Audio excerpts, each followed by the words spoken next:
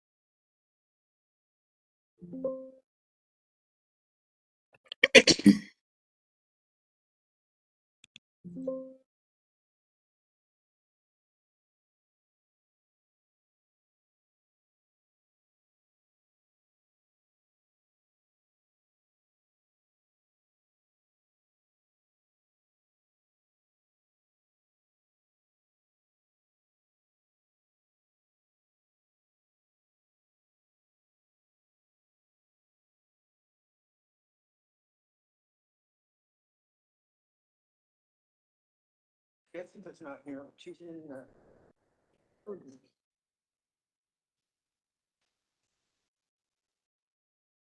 Anyway, welcome to Valley Metro study session that will focus on the fair study overview of final report.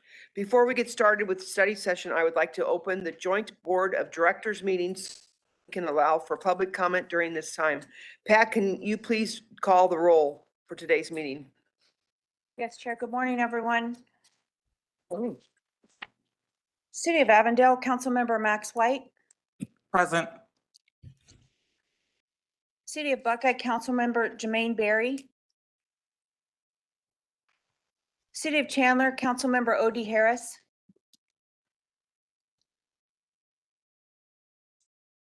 City of El Mirage, Councilmember Monica Dorsey. Present. Town of Fountain Hills, Councilmember Peggy McMahon. Here. Town of Gilbert, Councilmember Kenny Buckland. Here. City of Glendale, Vice Mayor Lauren Tomacha. Here. City of Goodyear, Vice Mayor Wally Campbell. Here. Maricopa County Supervisor Steve Gallardo. City of Mesa, Councilmember Francisco Heredia. City of Peoria, Councilmember John Edwards. Here. City of Phoenix, Councilmember Laura Pastor. Town of Queen Creek, Councilmember Brian McClure. City of Scottsdale, Councilmember Mary Ann McAllen. City of Surprise, Councilmember Earl Greenberg. City of Tempe, Councilmember Jennifer Adams. Present. City of Tolleson, Vice Mayor Jimmy Davis. Town of Wickenburg, Mayor B.G. Bratchett. Here. And Town of Youngtown, Mayor Michael LaVault. Yes, Pat, I'm here.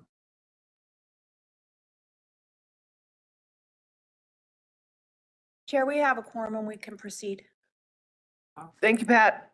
We will now proceed with public comment. The public will be provided an opportunity at this time to address the committees on non-agenda items and all action agenda items for the joint RPTA and VMR meeting agendas. Up to 3 minutes will be provided per speaker unless the chair allows more at their discretion.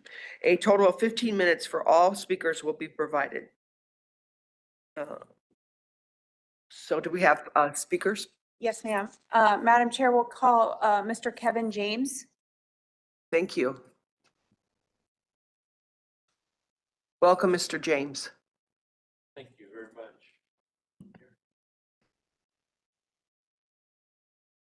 Yes, sir.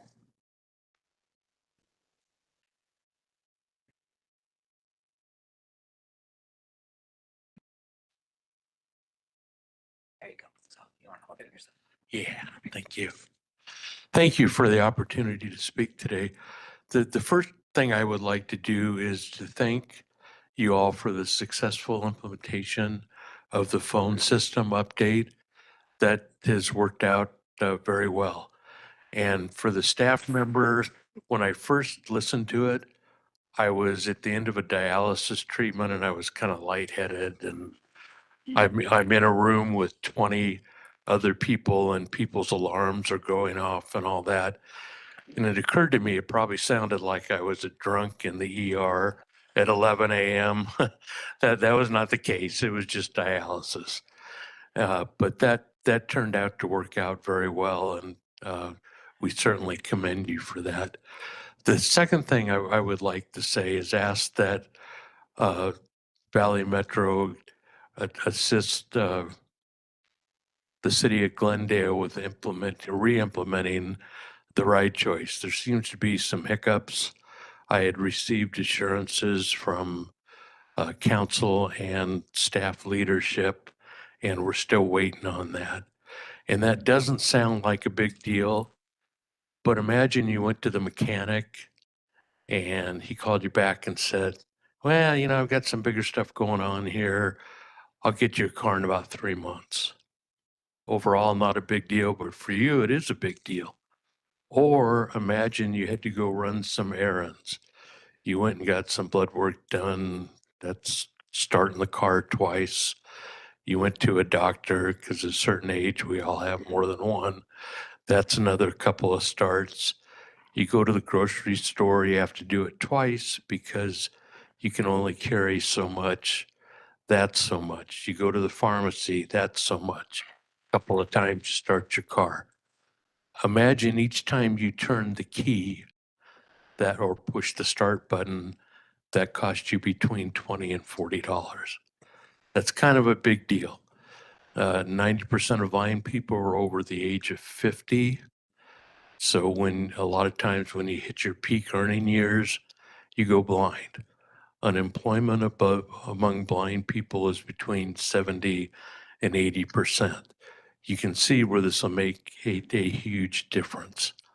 And the independence always has a cost, but it's always less than the cost of dependence. The other thing I would like to comment on is after sitting through however many meetings years ago when I was unelected, I can't believe I'm going to say that. Someday I would like to sit through one of your meetings because every interaction I've had with staff has been exemplary. And you realize exemplary is just what it is. That takes great staff leadership and that takes great board leadership. And that's a pleasure to watch and it's noticed and appreciated. So thank you very much for the opportunity and continue the great job. Thank you for your comments.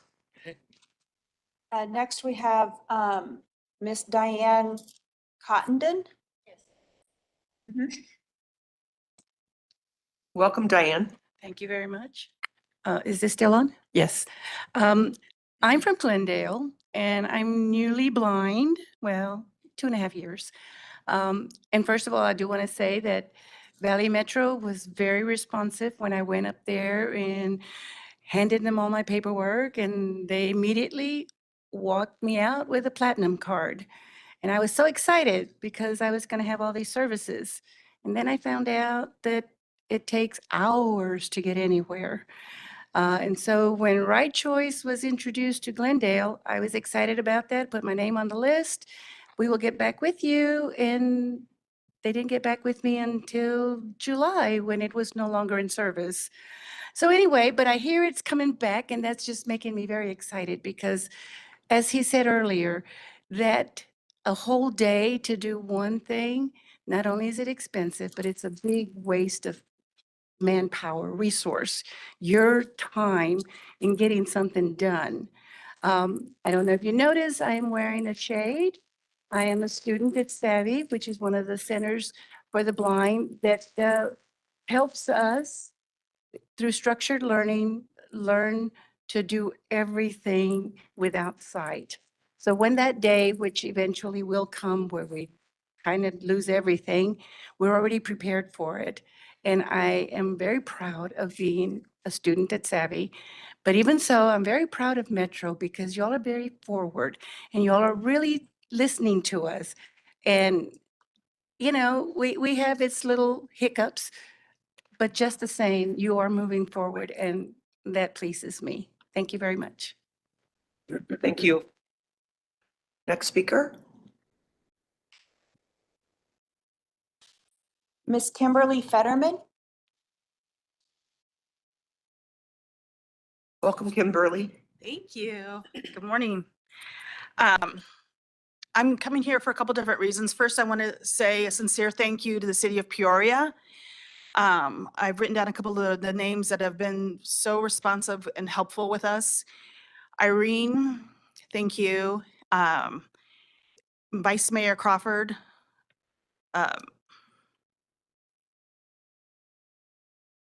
Irene Charles. John Edwards, thank you. I know you're here. Chris Paddle, I think is his name. Thank you. Tremaine. We could not have done this without all your guys' help. The city of Peoria voted last week, I believe it was, 7-0 to implement ride choice. And we are expected to get it into service as early as November. City of Glendale, I got to speak with Nathan White, who's in part of the transportation, and he is promising to get that back started for the city of Glendale in December.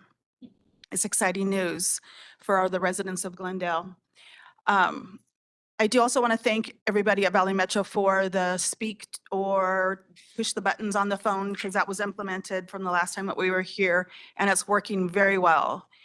A couple of my asks now are, I know one of my friends that was here, Marion Walker, last time was dropped off at the wrong home while utilizing Ride Choice.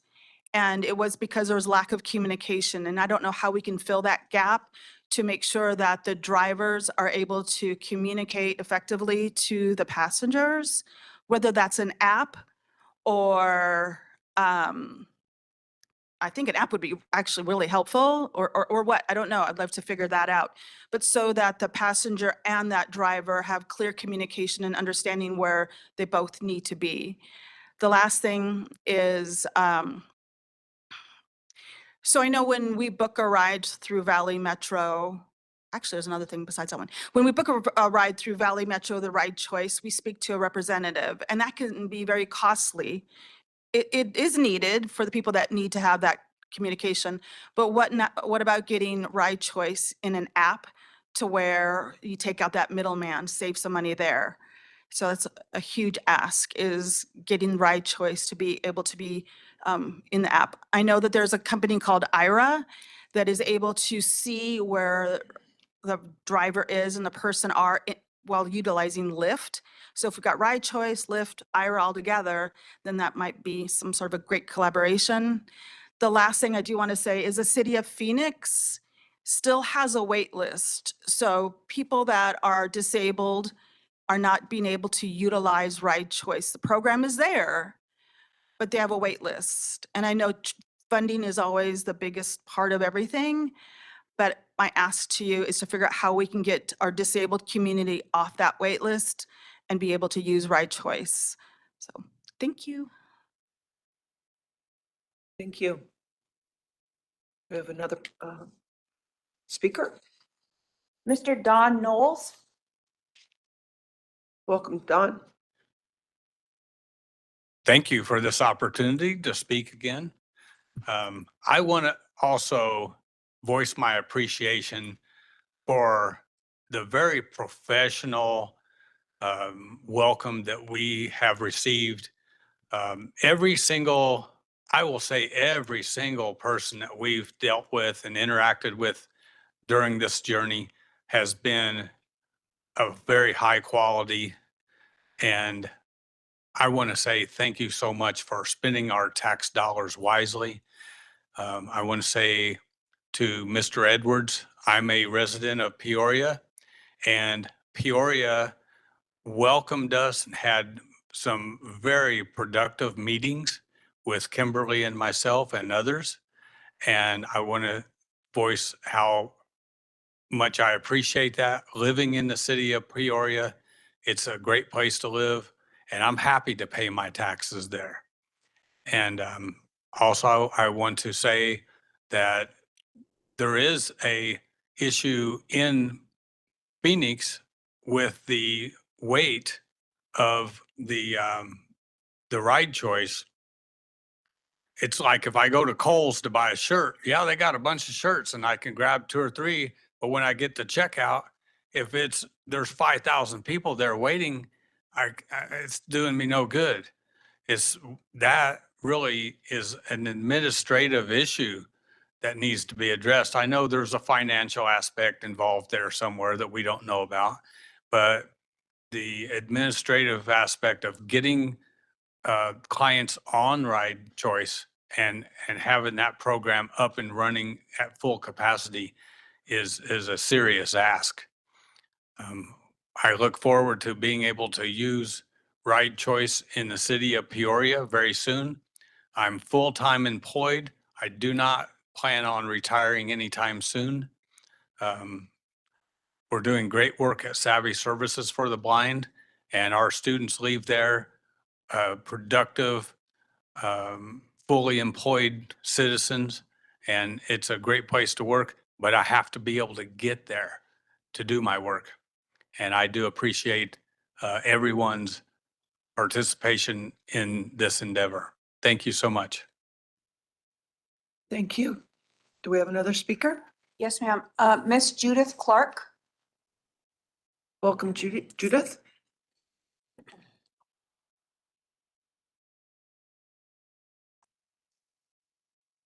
Good morning. My name is Judith Clark. I'm Secretary for the National Federation of the Blind Senior Division of Arizona and a board member for the Foundation for Blind Veterans. I also want to thank Valley Metro for its services and I'm a Phoenix resident, and for all the accessibility that you do provide. It is greatly appreciated. I wish to address the Ride Choice program for Phoenix also. This program was supposedly expanded from ADA qualified people to include all seniors on July 1st, 2025. And as a low vision senior, I've been trying to get access to it since May of 2025. I've been told there are insufficient funds for this program, and so everyone is put on a waiting list. I've also been told that since I have access to Dial-A-Ride, I shouldn't need Ride Choice. This is simply not true. Dial-A-Ride requires the ride to be scheduled a minimum of a day in advance, and you can only go to the address originally requested and at the times requested. Doctor appointments are not easily planned. Sometimes an appointment might take 20 minutes, and another time the appointment might take 2 hours. Also, events might arise that would require a ride that same day, such as doctor needing testing done at a different location following the appointment. Excuse me. Another example would be like this meeting. I had to figure out what time your meeting would end, and I didn't have a clue. So I told him what time you started or what time I needed to be here, but I had to guess at what time it would end. So I'm not being picked up till 3 o'clock this afternoon. And if I had Ride Choice, I could just call and say, I'm ready to be picked up, and I wouldn't be wasting my entire day here. One other thing I'm curious about is I've heard people talking about being able to say or press or say one or something when they call Valley Metro. And I know when I do Dial-A-Ride, that's not the case. I still have to press one each time that I do things. It doesn't give me the option to say or press it. So I don't know if that's something else or not, but that's something to consider because it would be appreciated to not have to try to find on my phone that. But thank you for listening, and we appreciate you all. Do we have any other presenters? No, ma'am. Public comment is complete. We addressed everyone. Okay, can we have some follow-up, Jessica, with these concerns? Madam Chair, members of the board, absolutely, and Mr. James, Ms. Cottenden, Ms. Fetterman, Mr. Knoll, and Mr. Clark, we thank you for your feedback and for being present here today. Tom Young, our Deputy Chief for Bus and Paratransit Operations, is working Tom and I have been texting back and forth these last few minutes, and he is prepared to provide assistance and support. We do look forward to beginning Ride Choice in the cities of Glendale and Peoria very soon, thanks in part to the leadership of our board members, Vice Mayor Tolmanshoff of Glendale and Councilmember Edwards of Peoria. Thank you so much. And Ms. Clark, we're going to work to get you home sooner than 3 p.m. Sometimes our meetings are that long, but thank goodness they're not that long. Thank you. Councilmember Pastor. Yes, this past it was last week, that we heard these concerns at the city of Phoenix. What I think is very, what's necessary is to really break down where the funding is coming from, how it is funded, who is managing it, what Phoenix, how they're involved in this process. Because I think there is some confusion as to how it's funded and where the funding's coming from. And so I would like a follow-up on all those pieces so that all of us, since there's new people on this board, are able to know the nuances to be able to talk to their constituents. Thank you.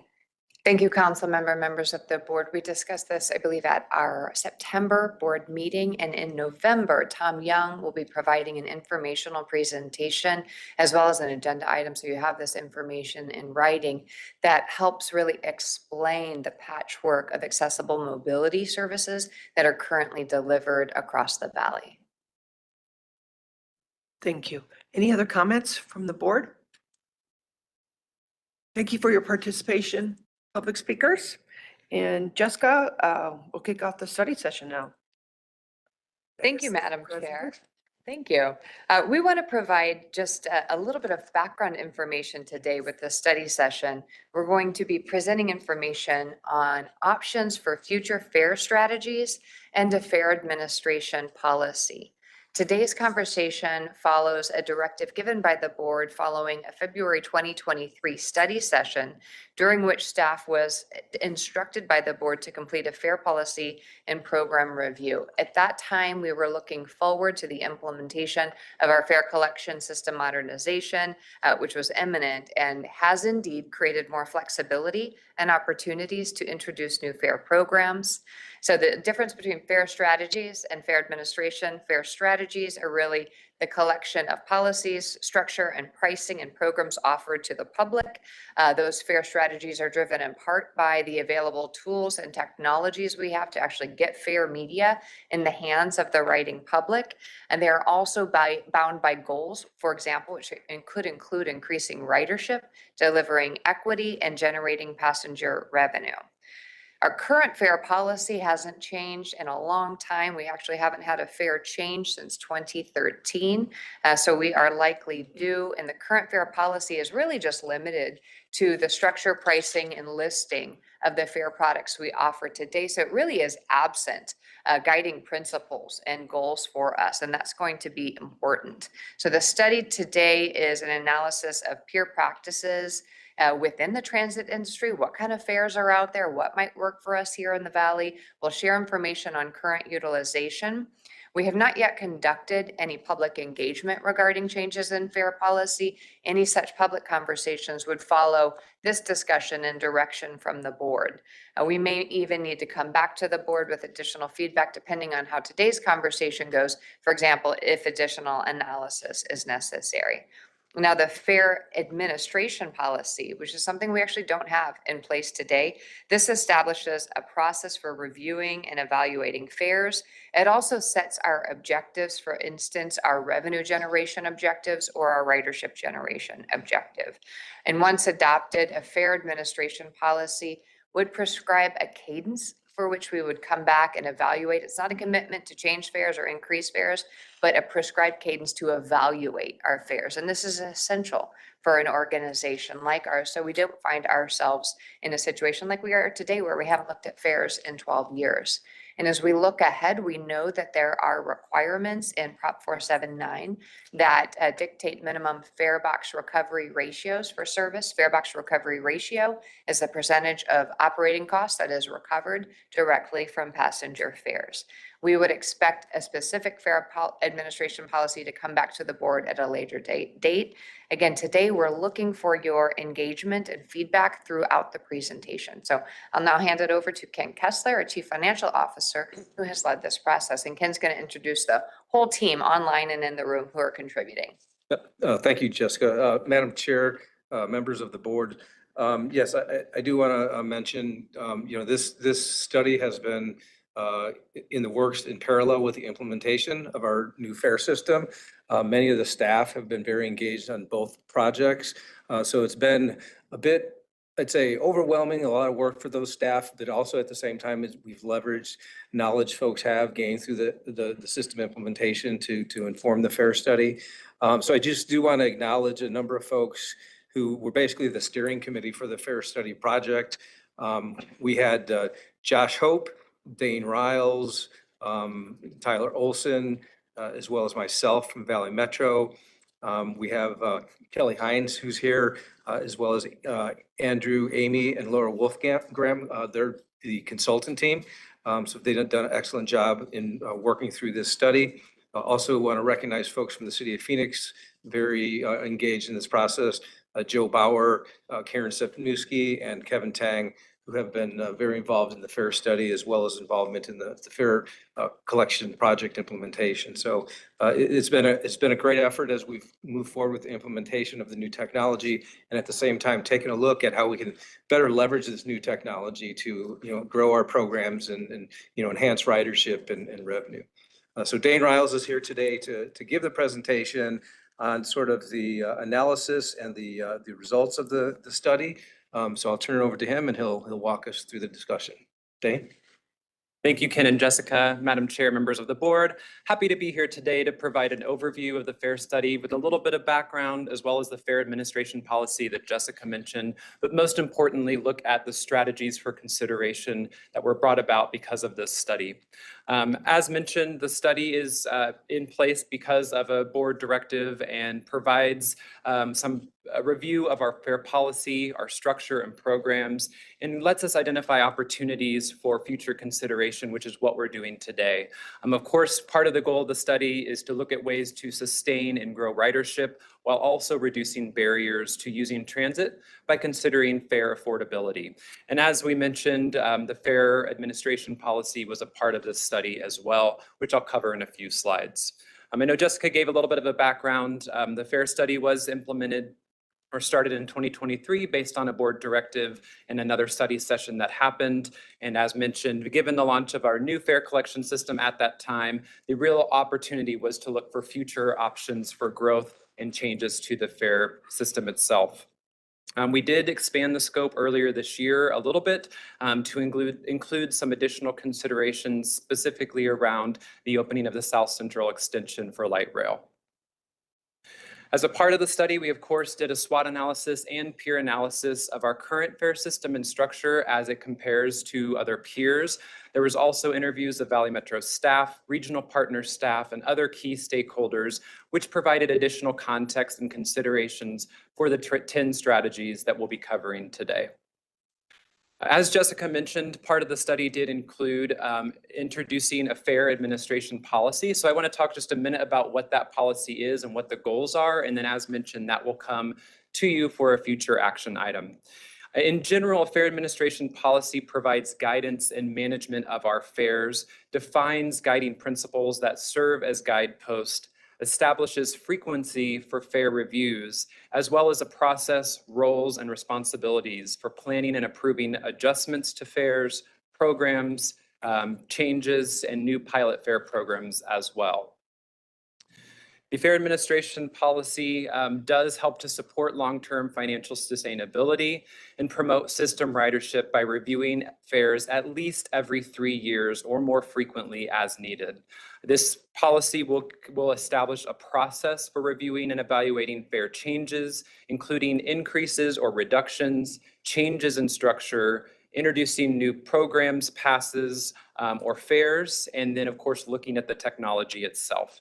It'll also ensure that we're complying with applicable federal Title VI regulations and Arizona revised statutes. As mentioned, the fare administration policy will come to the board at a future date, and that will really just help us to set the stage and make sure that we're reviewing our fare system and our fare structure ongoing. The main focus of today's presentation, though, is the FAIR strategies for consideration. The FAIR study resulted in these 10 strategies, which we will go over one by one today. I do want to encourage conversation, questions, or even clarification as we go through these, just to make sure that we all understand what's being presented and have any questions answered as we go, because there is quite a bit to cover. I do also want to mention that each of the strategies was evaluated individually. So as we present each slide, you may see some ridership or revenue impacts, and all of those are specific to that strategy and don't necessarily account for the interrelationship between multiple strategies. For any of them that we would be considering moving forward, we would just recommend that we do additional refinement of the revenue impacts, as well as any other administrative cost or implementation cost, using our new FAIR system data so that we can look at the behavior, ridership, and FAIR revenue as well. Are you sharing? It's not advancing. I'm sorry. That's okay. Yep. Sorry about that. So that is, oh, now I'm going too fast. So these are just a snapshot of each of the 10 strategies. As I mentioned, we'll go through each one and invite any conversation or questions at the end. All right, so the first one for consideration is the expansion of our social services FAIR program.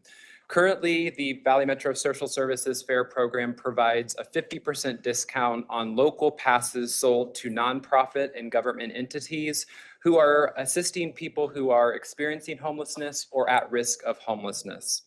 This consideration would expand that program to include organizations serving individuals who are most financially burdened, while also minimizing the administrative tasks that Valley Metro would need to do to verify income eligibility. So really, this would expand the program to have organizations participate that would allow them to offer individuals who are low income those same benefits of the social services FAIR program. We did do some peer analysis of this type of program and found an example of UTA in Salt Lake City that showed that expanding their program, similar to what would be happening here, did increase the number of organizations participating by about 300%. It wasn't totally clear how many passes were sold in addition to the expansion of that program. We do on the slide show the boardings and revenue impact that are variable, just because we are not 100% clear if we would be distributing passes to new riders or to riders who are currently buying passes and now would qualify within this program. Excuse me, we have a question? Yeah, sure. How do you identify that? I mean, don't you anticipate, given what you're doing and the program you're developing and advertising, et cetera, and interaction in communities, that you hope that ridership increases versus stays the same, so that hopefully it will offset some of the costs for the discounts that Valley Metro is given? Yeah, I think as mentioned here, it's kind of a range of the anticipated ridership growth, and that's for that very reason. It may bring in new ridership as well as shift some existing ridership from, maybe they're buying their own passes currently and shifting into the program. So I think it's going to be a little bit of both.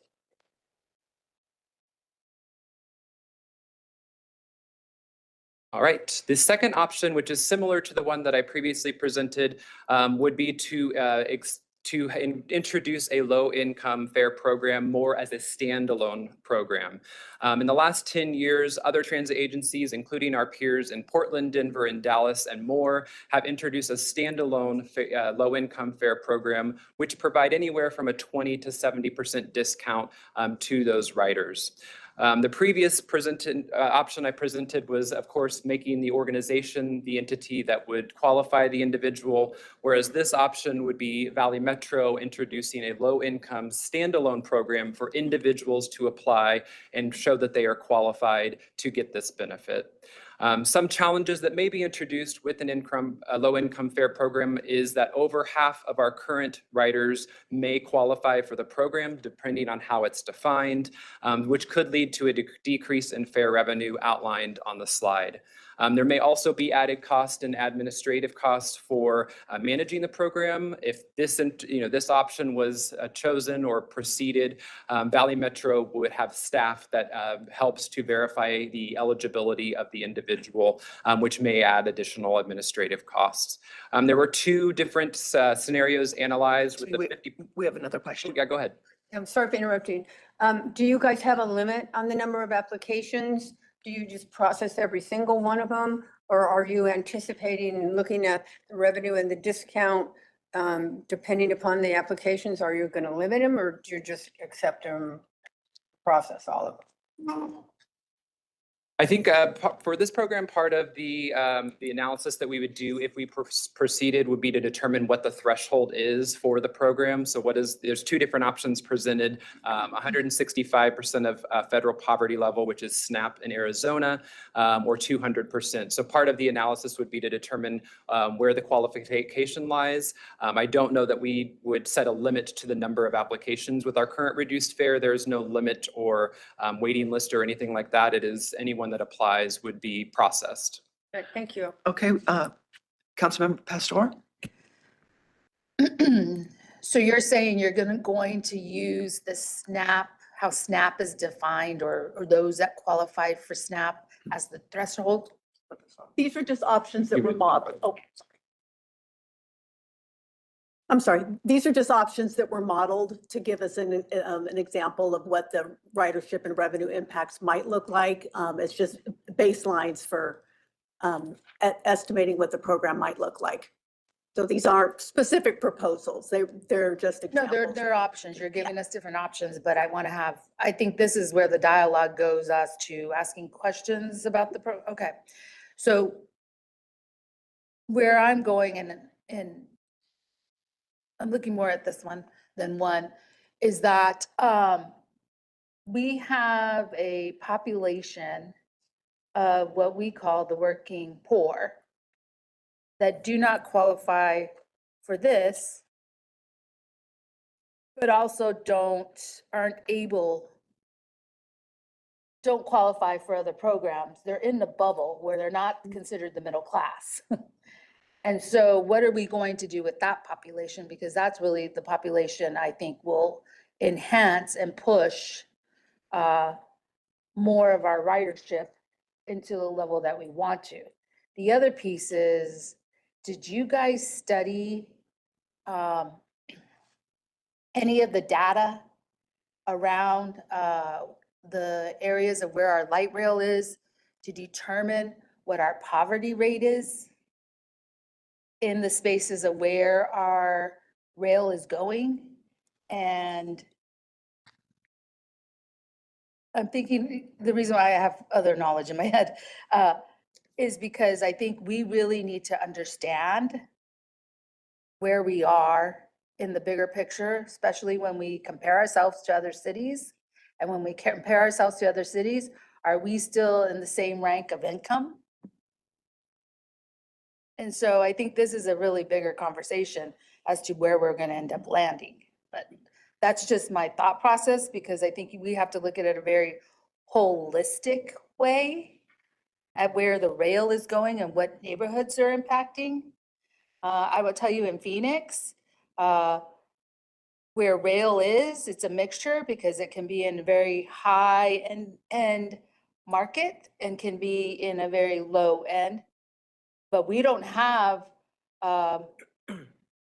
we have the buses, but we also don't have a lot of transportation in the west side where there's a lot of population that needs transportation and viable transportation back and forth into the central city.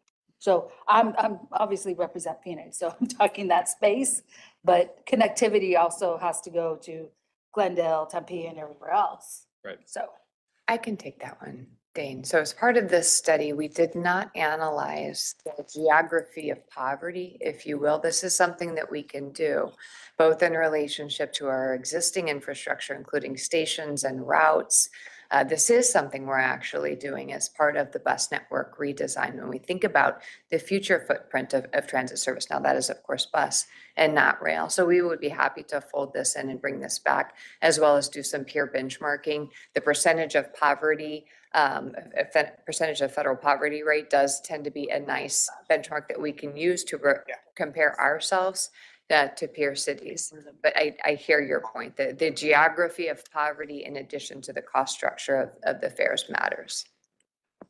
Councilmember Tomanchop? Thank you, Chair Adams.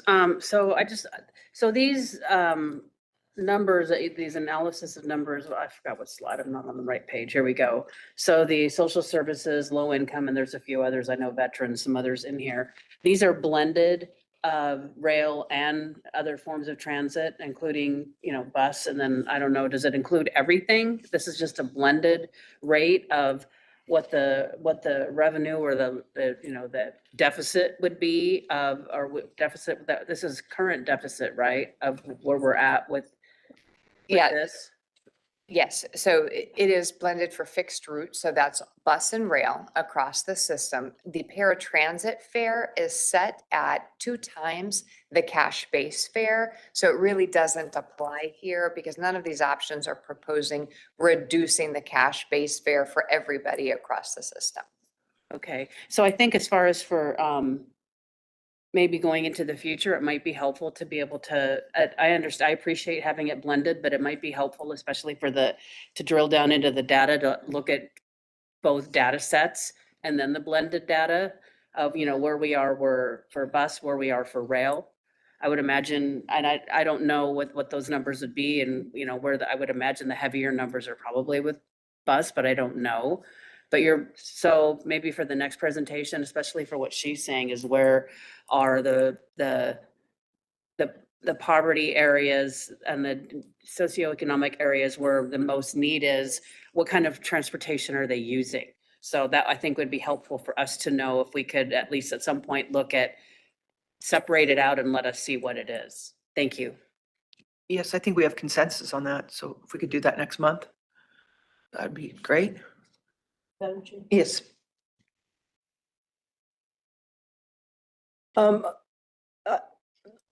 looking at this from my perspective in El Mirage, and I think I could probably speak for Surprise if they're not here, but it would be helpful for me to think about this if I knew what the plans are to expand the system, because this is all pretty meaningless for us right now.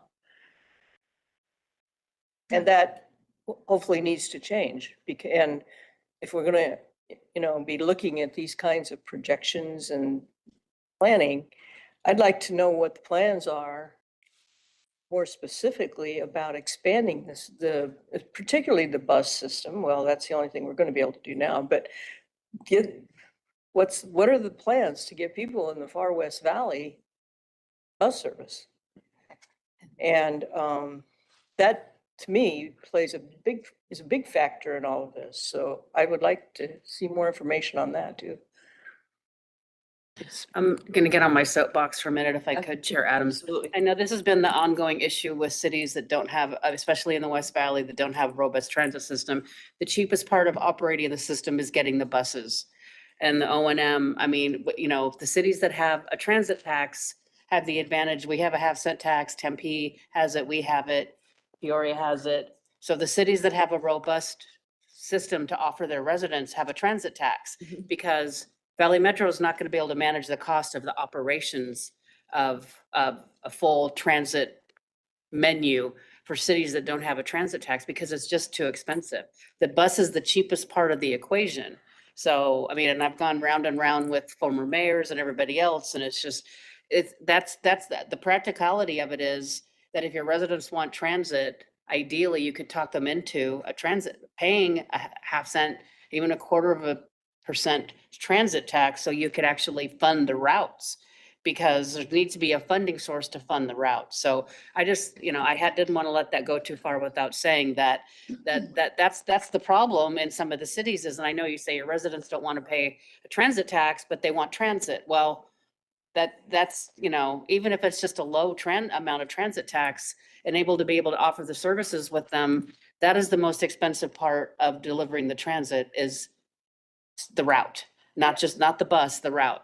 Thank you. You're welcome. Councilmember Pastor, did you have a comment? No, I would, yeah, I was just going back to the slide 2 or completing it or wanting to complete it. You want to comment anymore? Any comments?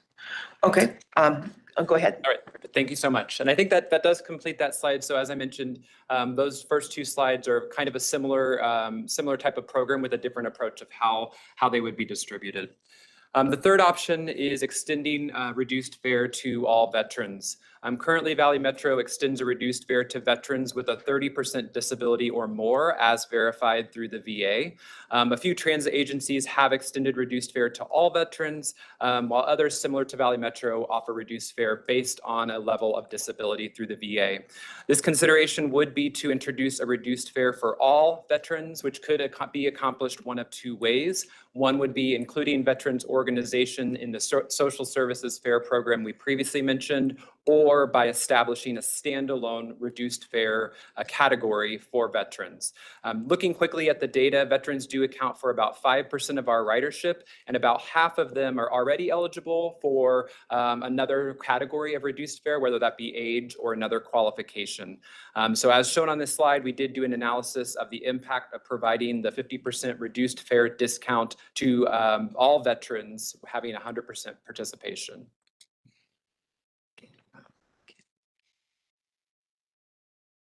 Questions, comments? I have a comment.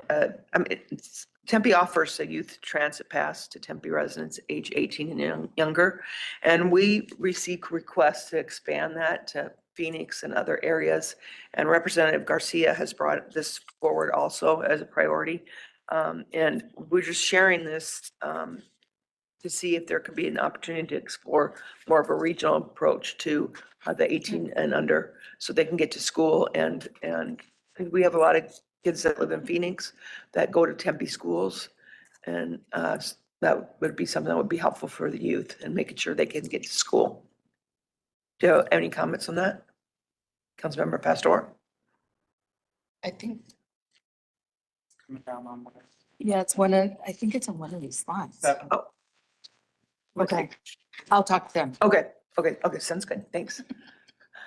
All right, we will move on then. The fourth option on the slides presented here is the increased marketing of the current programs we have available today. As a part of the launch of the new fare collection system last year, we did increase our marketing efforts and awareness of those programs, including working with organizations to identify programs that may better suit their needs. Some of the efforts are listed out on the slide. And since the transition of our new fare collection system, we have added approximately 250 new customer accounts for the organizational pass programs. The agency has also identified opportunities to streamline and simplify these programs as organizations become able to self-administer and manage their own programs. So the real focus of this consideration is on additional targeted marketing efforts that could further expand the existing programs to new organizations and partners.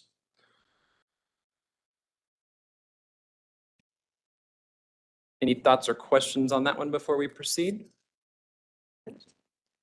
I have one thought. Go ahead. And I could do it in 7. But in the marketing piece, I really think that we have an opportunity to work with youth and really train youth on getting to and from places and how to use the bus or how to use any other transit or light rail, but really do some outreach on this is how you use mass transit. This is how you have connectivity. So I would like to see somewhere in there some embedding of the youth. Education, yeah. Well, and I think if they can ride the bus for free, that would help them get educated on how to ride the bus. Madam Chair, Councilmember Pastor, we do have a program. It's a small program, a tiny but mighty team that do education and outreach for audiences across the valley. They support seniors, young people, students typically, as well as members who are new to this country, and teaching them how to ride the bus the train. So a little bit of travel training. We can provide more information on that. I don't have the details with me about who we serve. Know that it exists though, if you have a specific, if you happen to have a specific request within your community. I ran into a Phoenix council member just yesterday who mentioned a specific request for travel training for senior citizens in a certain community. And so we'll be working with him to support that. But we are here to support you, and I'll provide more information on what we're already doing. I have a question. To follow up on that, Jessica, do you work with the school districts as well? We do. It's not valley-wide because again, I've got just a tiny team of people, but they are working with schools from young elementary students all the way up through high school students. I think Michael Eschman had the opportunity to accompany his kindergartner on a class. I know we were in Gilbert last week with, I believe, young elementary students, and we also train a lot of high school students who are going to be more likely to use transit independently. What about the colleges though? You know what? We have past programs with colleges, and I know that's coming up. I think on slide number 7, our semester pass program. So we have the past programs, and we do have some capacity to travel train because that's often one of the greatest barriers is how do I ride? Before we move on from education, I mean, it's great to see out in the community meeting with teachers and students, but if you could get with the school districts and the school boards to kind of embed it into the curriculum, your reach should be far greater than just what we could literally do with a small team. So, I mean, I think that would be the way to really get the information out there is, you know, have somebody, I mean, we could even help connect people. I think a lot of the board members have relationships with school boards around the valley and advocate to try to get it embedded into the curriculum is that this is a way for, and, you know, kids are wanting to learn to drive later and later too. So, I mean, I think if we were able to, you know, partner with the school board and embed it into their curriculum, we could really expand the reach of trying to teach kids, you know, how to use transit. Thank you. Councilmember White. Thank you so much, Chair. I really enjoyed this presentation. I hope we're not commenting too much, but I know you're taking it all in, so I really appreciate your receptiveness. One thing I would like to see with our marketing of past programs is for those of us who are on the West Valley, we have a couple of transit centers off the I-10. I know there's one off the 101 in Glendale. I would do like those arrows off the highway that says stop here to, you know, catch your van pool and then pick up a pass or something. Let them know that that's actually, that exit is where you get off to go to a transit station. A lot of times those are such a mysterious find. They're like a needle in the haystack.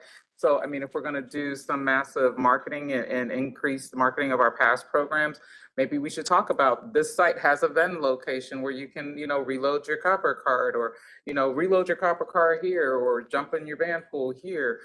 Those are the types of things where we need to be innovative in the spaces where we already occupy. And I think that we miss innovation where we already are and we want to expand into new and do all these things, but you can innovate in place. Thank you. Councilmember Pastor. Yes, I would like to say something for Councilman Odie Harris. He said that it would be great to roll out in the East Valley and the West Valley, this type of marketing program. Thank you. Thank you. All right, we will go on. Thank you so much for your comments. Option number 5 here is a residential pass program. With the significant residential development investments along major transit corridors, there is a high perceived value of access to transit, which was evident in our discussions with one of our current Platinum customers, Cul-de-sac, a car-free community in Tempe. They're offering the Platinum program to their residents as part of their benefit package and found a lot of value in offering that, not only to have that benefit, but also supporting their mission. Developments offering the current Platinum program to residents is one opportunity to attract residents and promote transit use. And that kind of goes back to the previous slide on additional marketing and targeted outreach to those developments. Another consideration would be to offer residential developments an option to give passes for all residents at a fixed price per resident or unit. Our analysis and discussion with other transit agencies have shown that this approach can be challenging to price in a way that encourages participation without risking revenue, but it is something that other agencies have done. Another alternative would be to consider volume discounts for residential properties that may purchase passes in bulk. Any questions or comments on that one? I'll comment that the cul-de-sac is super successful because of exactly what you're talking about with the passes and everything. And, you know, people can't wait to move in there and not have to drive anymore. So I just wanted to comment on that. Any other comments, questions? Okay, go ahead. All right, thank you. The sixth item here is a special event program alternatives. Our current special event pass, which is in our current fare policy, has a potential cost savings for events that are 4 or more days. However, most of the inquiries we get are for weekend events or events that are between 1 and 3 days. This consideration would introduce a broader menu of fare pricing options for special event passes to make them more attractive to event planners, and the discounts that may be applied in a volume discount.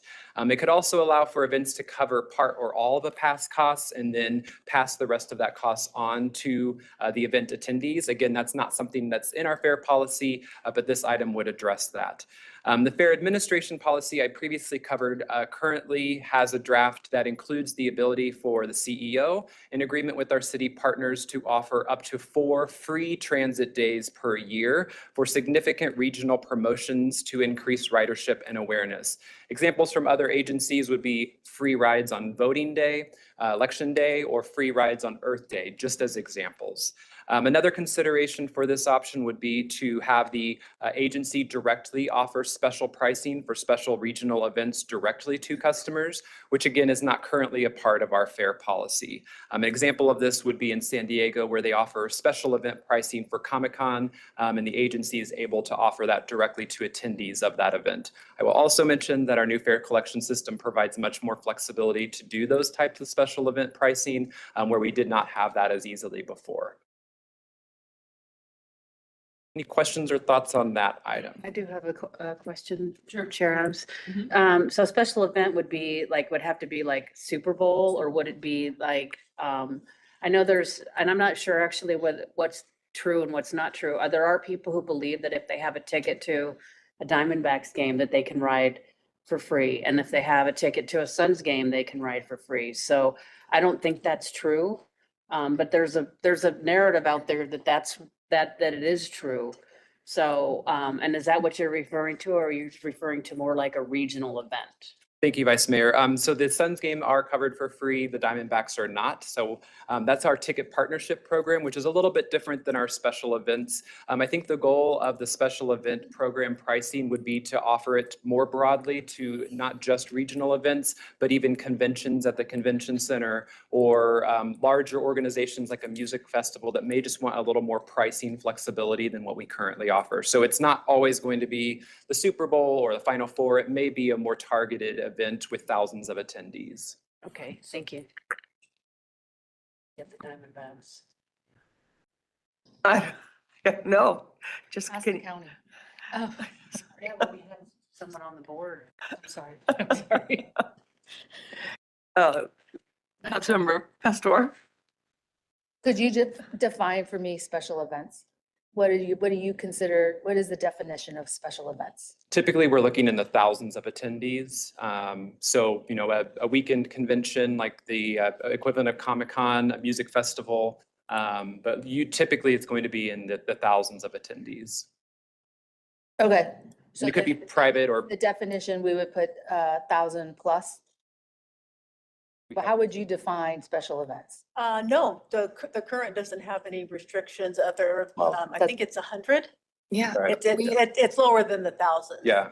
I would add, we do receive requests for past partnerships with events very large, but also small Right. participants in the hundreds. And so I think we could establish that in a special event pricing program. I think part of the appeal with special events is connecting Valley Metro services and our brand to events that are happening within our communities for both residents and visitors of the region. We're very proud of the long-standing relationship that we've had with Footprint Center. I want to invite the Diamondbacks to join them as they are very accessible and well-served, but it's the smaller events as well. We received interest from entities like the Asian District in Mesa, the International District in Phoenix when they host their events. City of Tempe also hosts a number of events on and near Mill Avenue that are very proximate to bus, light rail, and streetcar where we can be part of it. I would deeply like to embed Valley Metro Transit passes with the many conventions that visit the Valley over the course of the year so that when someone books or registers a participating convention can deliver that transit fare to visitors before they ever land at Sky Harbor so that they don't get on Waymo or Uber. They get off that plane and they get on Valley Metro Light Rail and head to downtown. That's how it is done in other cities. This is how it can be done here. We are built for this.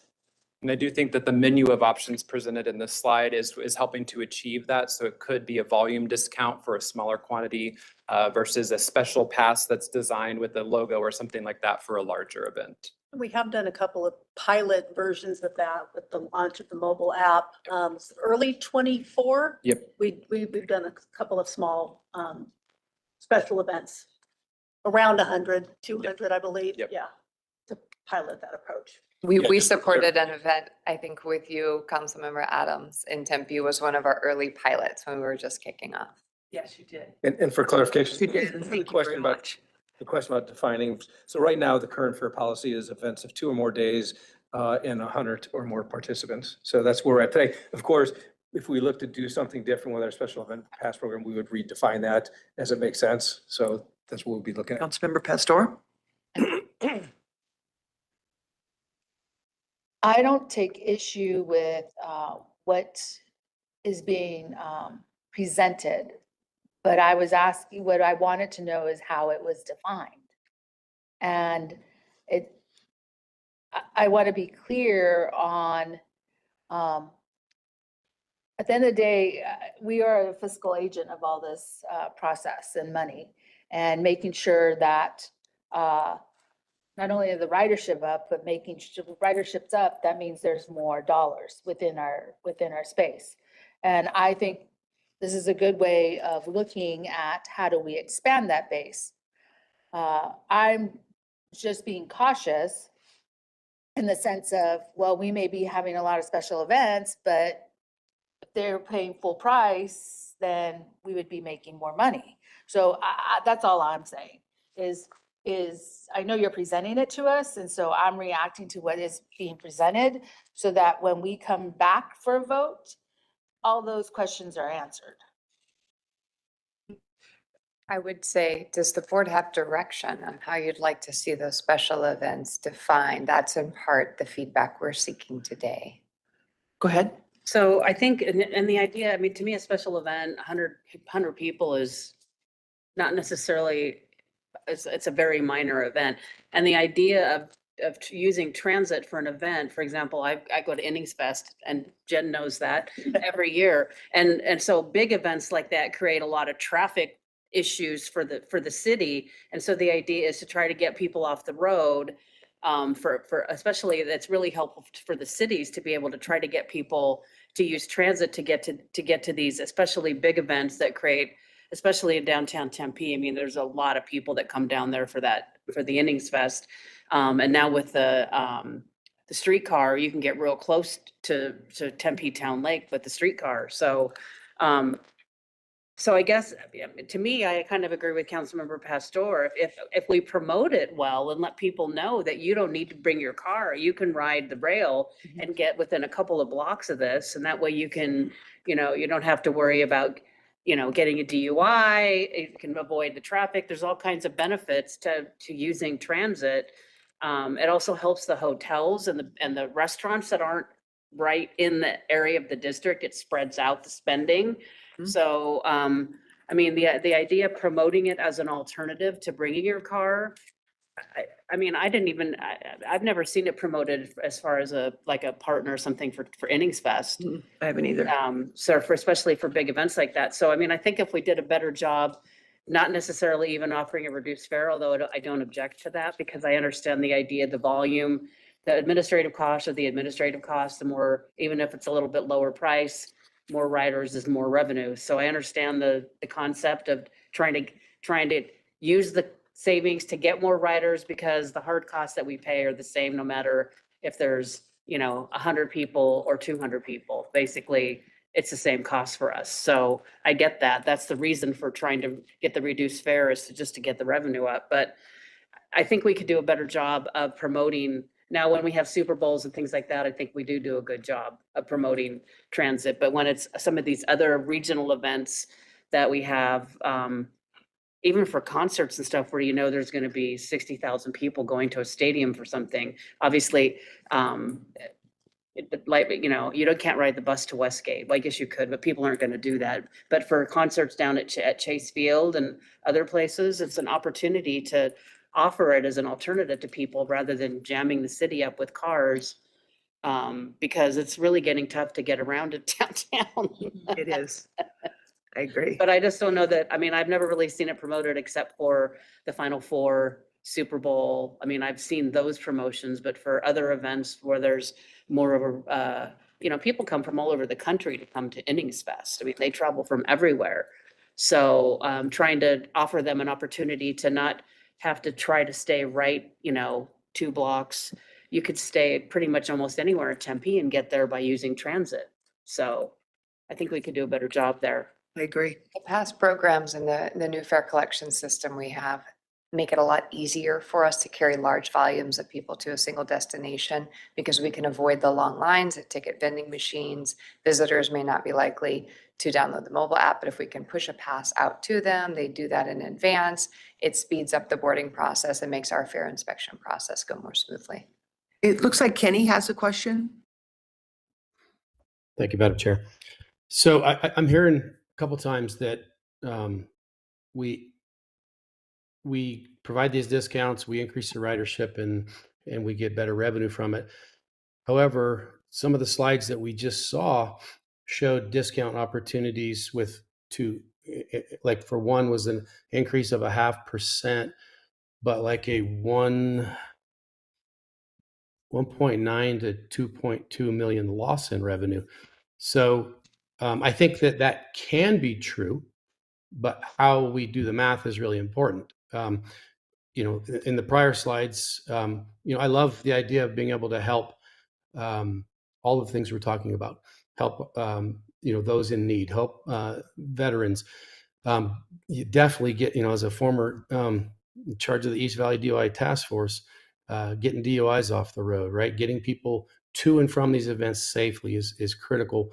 And why not with us versus Lyft, who jams up the roads more and causes more problems for our police? So I think in terms of if you're seeking from us boundaries around what does that look like, it does have to be something that's large enough that it impacts our public safety, our city streets, risks, heavy risks to DUIs, things like that. And I think that I would think that we can give the CEO the flexibility to look at that and see, what does that look like, and that discernment, make those decisions. But I do get concerned about, because we're at a time when, there's revenue's critical. Legislature has taken significant actions. In my city alone, we lost 9 million in residential rental tax. We lost 4.5 million on the flat tax, income tax. When Santan Valley incorporates, our city's going to lose about 1.8 million in state shared revenue. And we're struggling to, by 2029, if we don't do something different to provide the same level of service we're at right now, we're not going to have enough money to do it. So I just want to caution us all. I love what we're talking about, but how we do it is really important so that it doesn't lose revenue. That creates other impacts to the cities and then creates, reciprocal impact here. Thank you for your comments. Any other comments? No? Okay. Go ahead. All right, we will move on. Thank you so much for the great conversation. The seventh item here is the semester pass program pricing alternatives. Note that this is different from what the ASU model has. They're more on the platinum program. The semester pass provides a 10% discount on a semester's worth of transit usage. The agency has not sold a semester pass since fiscal year 2022 with a decline in usage pre-COVID.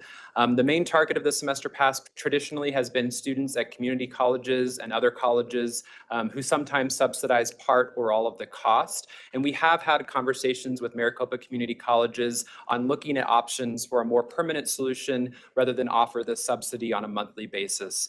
This recommendation would include leveraging our system data of the new fare system to examine pricing alternatives. Options might include increasing the discount on the current semester pass or potentially expanding pass options similar to what we have with the Platinum and ASU's structure. When we analyze peers, agencies similar to ours, there are programs that are offering discounts to students, and those do range from anywhere from 10% up to 60% discount. Councilmember Pastor? Okay, I have a question. And targeted market is community colleges. Each community college operates a little differently in the way they do their funding their semester pass. And what happens is there are certain programs that have particular dollar for transportation to help community college students. And then there is within the bookstore and it's purchase in bulk. So say, I'm gonna say $5,000, they purchase however much they can get with $5,000. And then that's where then the students go and purchase their pass. When you say, we are talking to the community college about, I'm not sure about changing the program or about expanding the program. The community college has come to me and has requested that the pass be free for students. Very similar to Phoenix Union, that transportation be free for college students and high school students, and even elementary some.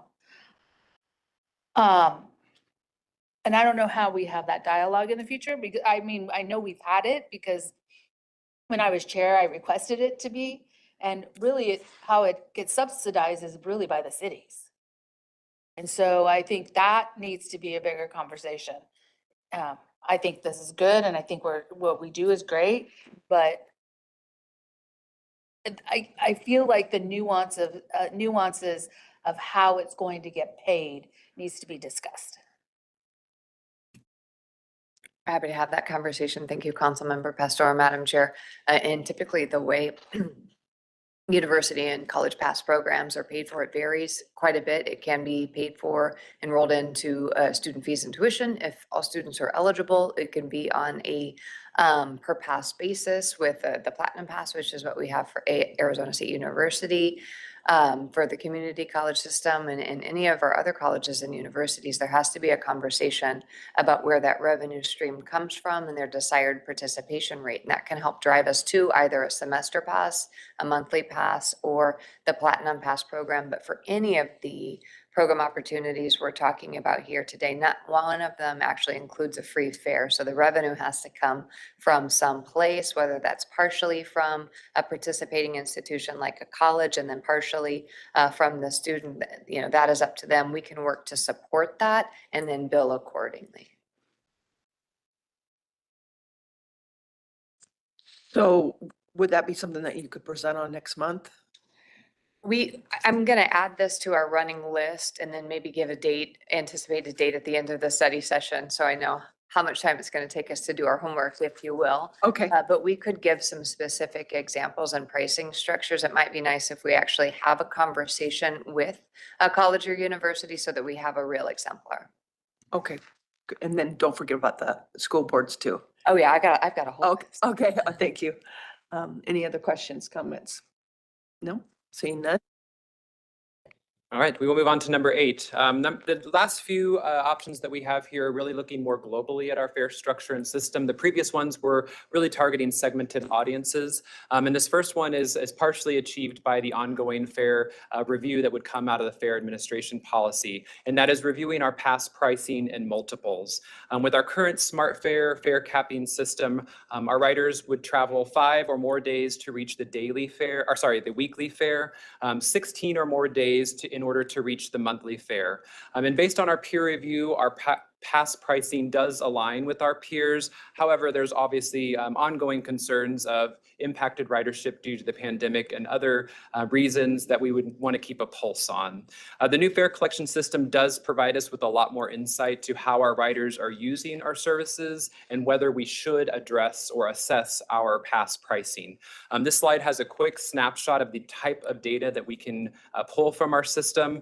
This shows the smart fare or fare capping usage for the month of August of this year. So for one example, in the month of August of this year, the monthly fare price for local service, which is $64 full fare, $32 reduced fare, was reached nearly 100,000 times. So the type of data that we can pull from the system will really help us to review the past pricing and multiples, compare it against our peers, and then potentially make adjustments moving forward. In the future, a part of our pricing assessment, we may also want to look at the reduced fare pricing, and is the 50% discount fall in line with our peers and what meets the needs of our riders as well. So this one is really just kind of re-looking at that ongoing review that we would do of our fare pricing. Questions, comments? All right, we will go to number 9. Number 9 is focused on transfer policy alternatives. Our current fare policy states that customers pay for each boarding, with only one temporary exception that light rail currently for one rides does allow a transfer between the A and the B line. With the new fare system, as I just covered on the previous slide, our smart card and mobile app customers only get charged up to the daily, weekly, and monthly fare prices. So our new fare system does accomplish a lot of the benefits that may come from introducing transfers. The incremental customer benefit of offering transfers on top of our new fare collection system is only marginally better than offering either by themselves. The main customers that are going to benefit if we were to introduce transfers on top of fare capping would be those who take a single trip in one direction that might have multiple transfers, but they don't make the return trip because they're basically getting that lower cost without having to reach the daily fare. We did evaluate 3 scenario options. One would be maintaining our current fare policy, which is each boarding is paid for until the daily, weekly, or monthly fare is met. The second would be including transfers on light rail only. And the third would be allowing transfers within a 2-hour period if you're using the Valley Metro app or a smart card. This is very much in line with what some of our other peer agencies do as far as the 3 scenarios that we outlined. And that would allow, if we introduce the transfer, it would be free within a 2-hour period. Any questions or thoughts on that one? All right, we will move on. And this says, I'm sorry, I didn't cover the slide. This does show the transfer policy changes and the annual revenue impacts that would have analyzed based on the 3 options we provided. Just to give a sense of the scale, we also included that along with introducing the low income fare program, just because those were 2 of the more significant impacts to revenue. And that gives you a sense of what those would look like together. All right, and the last item we have today is Express Rapid Reduced Fare Alternatives. Currently, as a subrecipient of FTA funds, we're required to offer half price to seniors, persons with disabilities, and Medicare card holders on full peak fares during off-peak periods. So because of the way that our Express and Rapid service is structured, we previously in our fare policy opted to not offer reduced fare on the Express Rapid service. For reference, our Express and Rapid ridership is approximately 3.5% of our total ridership. This consideration looks at three options once again for how to potentially address express and rapid reduced fare. The first would be introducing a reduced fare that is similar to our local service. It's half the price of the express and rapid price. If we round that, that would be $1.50 per ride. The second is to establish a single reduced fare price for all services at 50% of the local fare. So that would mean an express rapid reduced fare price would be $1 per boarding. And the third would be to eliminate the express and rapid fare and align the fares for express rapid service, both full and reduced fare, with our local service. Because of these three variable options, you'll see that the range of impact of ridership and revenue is variable because it accounts for the lowest impact of the three as well as the highest. Any questions on that option? All right, well, that concludes the 10 options and considerations that we had for today. Our main focus today is to get your feedback and direction, as well as try to understand which we may need to have more information about, which I think we have a good list of. But I do appreciate your time. And Jessica, I'll see if there's any other comments you wanted to add. I don't have any other comments to add. I think this is an opportunity for us to pause and receive feedback from the board on the priority, what it is the board most interested in of these list of 10 items. What are you not interested in? We do have a number of action items, so I anticipate we're going to be coming back to the board, but any kind of temperature reaction. Councilmember White? Thank you so much, Chair. Again, thank you so much, Dane, for the presentation and the comprehensive information provided. I think that it should be a very high priority for us to support our veterans in any way that we can. They have put their life on the line for our country. I don't feel comfortable charging them anything to ride and get to work. If they can validate their service, they should be able to get on the bus. And that's just going to be how I feel. I don't think they, do anything other than try to protect our values in this country. And we're at a very hard time for all of us. I think everybody's cutting back. And so we want to keep them safe and we want to be mindful. So I think that I'd like to see that as a high priority. I'd also like to think about our fare revenue very differently. I got some great education this week after my briefing, and it was said to me, so I'll steal Liz's words from Avondale, but I guess in terms of public services, we really don't pay per use for fire or for police. I think of this as public transit.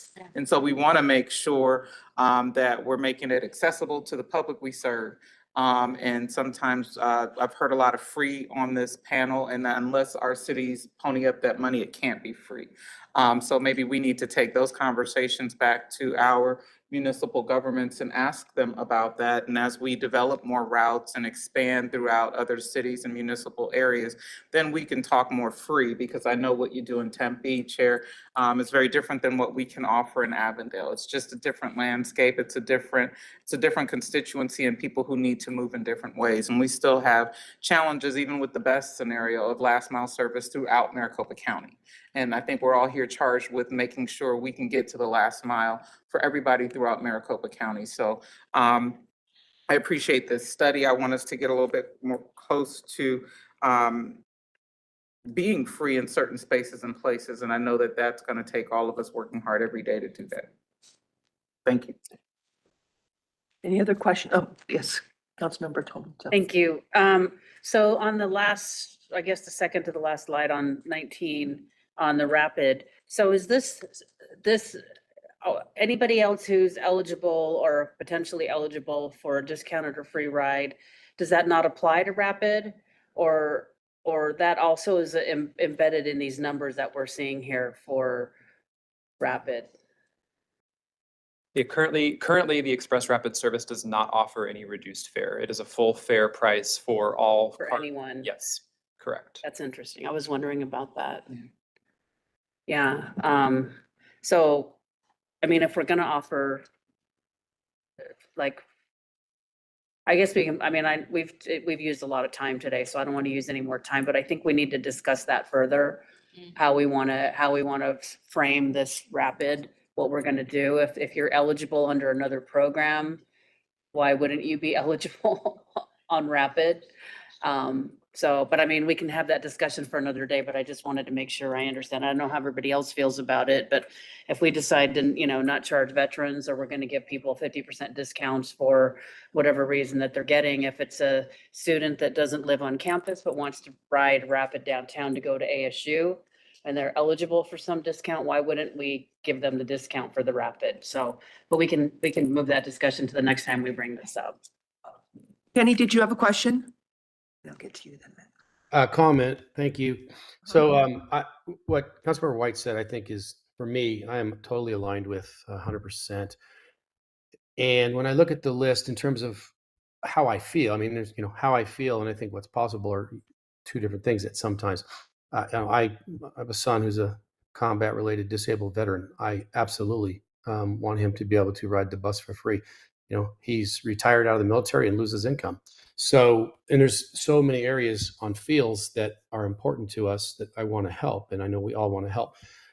I'm thinking when it comes to how we prioritize it, these 10 things are really presented as high level, but I haven't seen the details on forecasting. Like, it would take this to get this type, like if we would have to discount at this percent and to not lose money, we would have to create a volume this high. And what are the odds of making that happen? And I think if there's some math and some forecasting that goes into some of this, we may go, hey, this sounds great, but right now it's not possible. This is easier, lower hanging fruit, and we can accomplish this faster.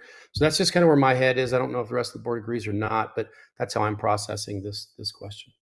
Okay, thank you. Councilmember White? Thank you so much, Chair. I think if I just take a look at the screen in front of us and where we're going with this process, it sounds like veteran reduced fare program is a high priority.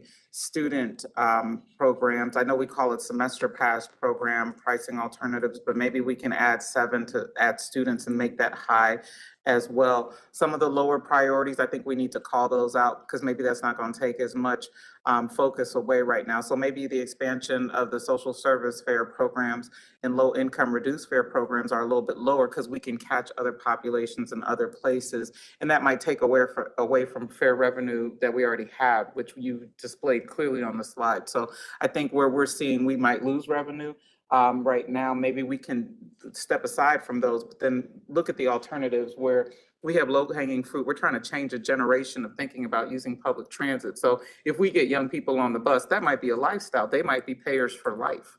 So, I mean, to me, yes, I do want to do supportive social services and low income, but if we can get that student population K through 12 through, college, if they are on Valley Metro, they will stay on Valley Metro. We'll be forced to expand because they are our next generation. And so if we look at those things, I think we need to prioritize. I do want to be mindful of everybody's time. We have 3 full agendas after this. So I just want to call those out as priorities that we've already spoken to. Thank you. Is everyone okay with wrapping this up and having Jessica come back next month and work out the details? Yes. Yes. Okay. If I may, Madam Chair, members of the board, I've got quite a list of follow-up items. What I'd like to do is work with the team today to compare my notes to their notes, send the board back via email a list of the items we understand that we're to be working on, just so that we don't miss anything. Okay. In terms of timing, I think we've got more here to tackle than we can actually produce in time for our November 13th board meeting, which is right around the corner. I would recommend, if it suits the board and you, Madam Chair, to come back to the board in January with an updated report. We also have a complete body of work. It's a written report from this FAIR study that includes some of the modeling that Councilmember Buckland was alluding to. So I think we can take an extract from that so that we don't give you a 70-page document, add to that the information that you've requested, and provide the board back with both kind of a presentation as well as a written report so that you can see the numbers. Okay, I'm fine with that. OD, did you have a question? Yeah, just wanted to make a comment. If we can also bring back the forecasted cost of these particular savings that we're going to look at, just kind of want to know what that's going to cost, because I know that there's been a lot of different movement with dollars. I just want to see what that looks like, and then also bring back if there's additional increase in ridership, because when we discount something, something else has to cover it. So I just kind of want to see what those financial projections are going to look like too. So, just high level on what that's going to cost us. Thank you. That's it. Okay, thank you for your feedback. Yes, Thank you. Vice Mayor. Thank you. When you bring this back, at least I would like to see, if we're looking at gaps, funding gaps, then list of options, ways, like if it was for students, then possibly working with the school, if there's literally nobody but the city to fill the funding gap. So, I mean, it's easy to think pie in the sky, but we also need to know like who's gonna pay for this. So to make it clear to everybody that, like we want veterans to ride free for 100%, that gap's gonna have to be filled somewhere.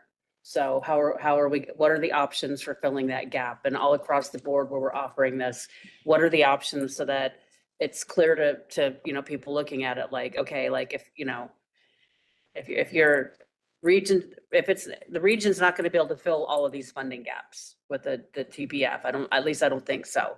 So we're going to have to start scaling back some other things over time. So I think that's an important part of the conversation. Chair White, I do have a comment from Councilmember Buckland in the chat. It said, we can also look at public-private partnerships for some of these to offset or totally cover costs.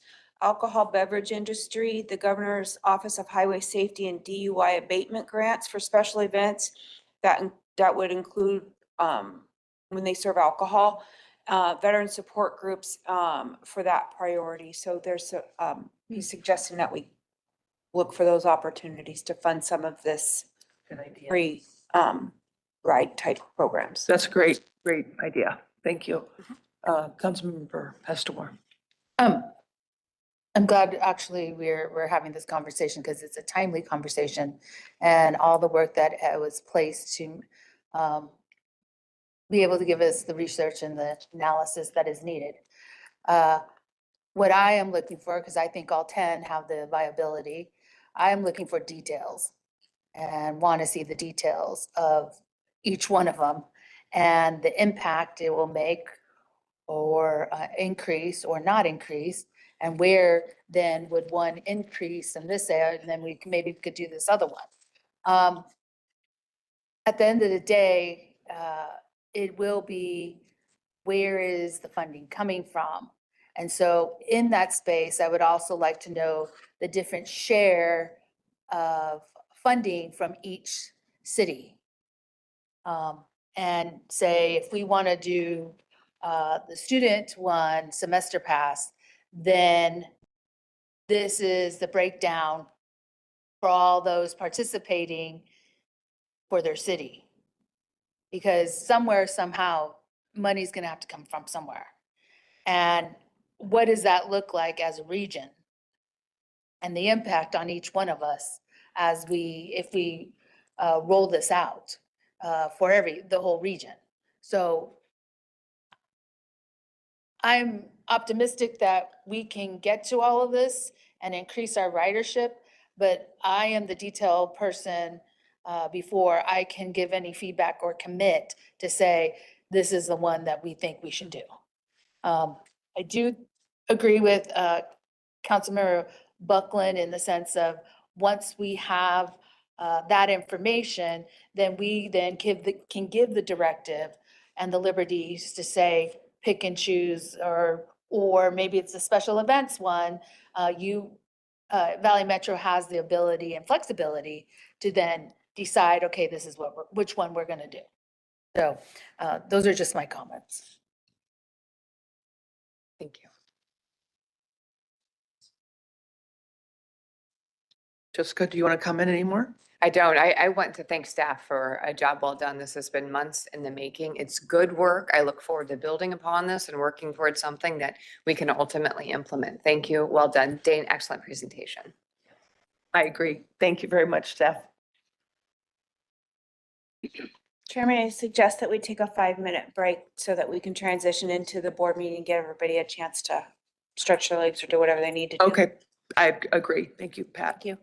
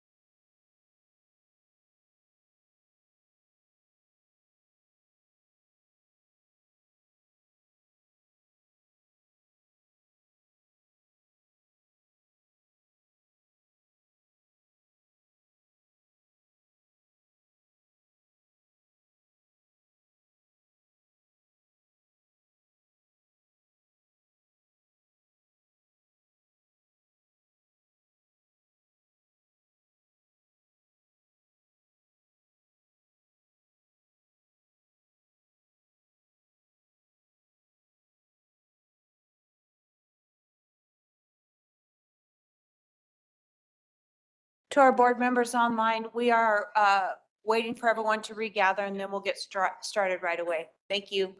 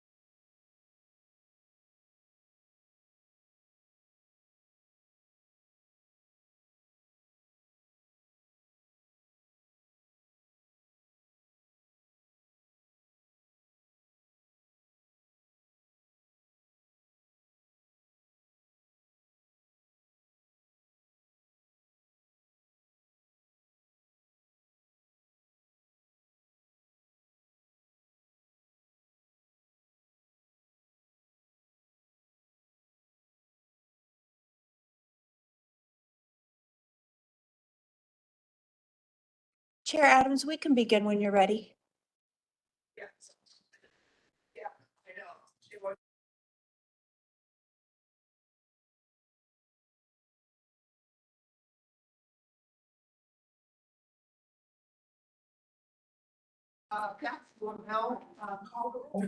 Chair, I will use the roll that I called earlier this morning. Yes, ma'am. No, ma'am. So,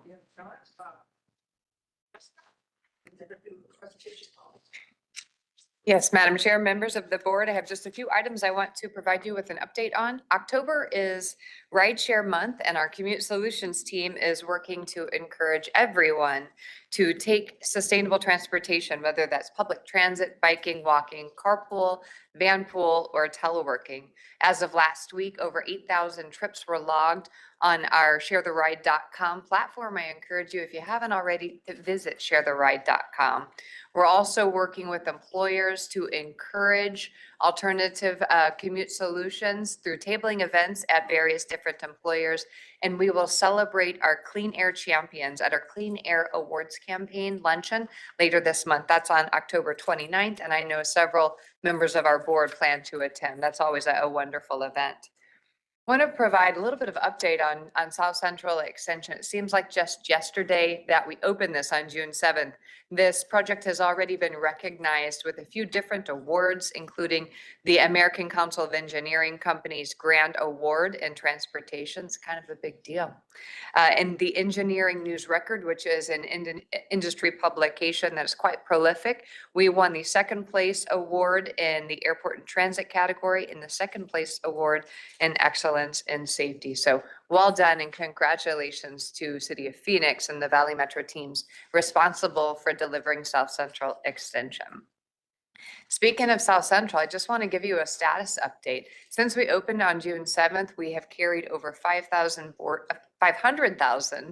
boardings on South Central. That means we've got an average daily ridership just on the South Central alignment of about 8,000 to 9,000 riders per day, and we are growing fast. We have grown 38% since our first full month of ridership, which is July, and already Baseline and Central, which is the terminal station for the South Central Extension on the southern end, is our third busiest station in the system. It's served by a park ride lot as well as bus connections and pedestrian connections from the surrounding neighborhood. So this young project is already meeting or beating actually our Federal Transit Administration ridership projection. So well done. That is wonderful.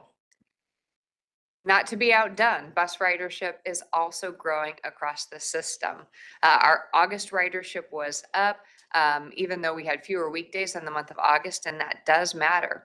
East Valley Local and Circulator service held steady. I do want to point out an important trend in ridership. We're seeing our average Sunday ridership grow this year in the month of August, 21% compared to Sunday ridership in 2024. This isn't surprising to us. Since the pandemic, we've continued to see ridership shift a little bit away from the Monday through Friday peak period oriented travel. We're seeing almost peak levels in the afternoons, as well as additional ridership occurring on the weekend, Saturdays, Sundays, and late into the evenings. We're monitoring this very closely, and these are important data points that are going to help inform our bus network redesign.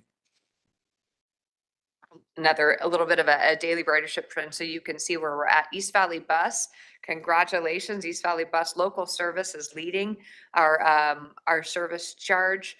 Central is holding pretty steady, and West Valley holding pretty steady. The drop in West Valley circulators for service that no longer exists, so we expected to see that. And then here is a little chart of reliability. When I say reliability, I mean on-time performance. This is year-over-year growth per route and on-time performance. This is aided in part by our transportation team working very closely, utilizing data that we also share with our member communities that comes out of our Swiftly platforms. We're making adjustments to our running time, trying to improve connections for our customers, and they're seeing the results. 72 is one of our biggest and busiest routes that runs from north to south, and Scottsdale and Chandler, and its reliability has improved 16% in the last year. That's the difference between making it to work on time and keeping that job and not. So well done to team, and we will keep the improvement moving. Finally, we are kicking off, actually we did on Monday, the Bus Network Redesign Community Engagement. This is a tremendous effort. It's being undertaken by Valley Metro, our member community staff, as well as our consultant, TMD, who is the technical consultant on the network redesign. HDR is working to support us through community engagement. I sent you an email yesterday that includes the detailed community engagement plan. I welcome your feedback on that plan. This was a follow-up to our community engagement study session that we had back in August.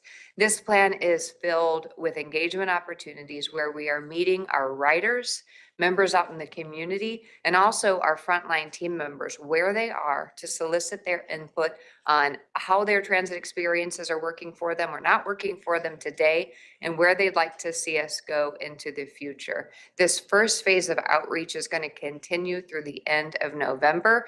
Then we'll get back to the drawing board, if you will, and begin developing some alternatives that we'll bring back out to the public in a next round of engagement.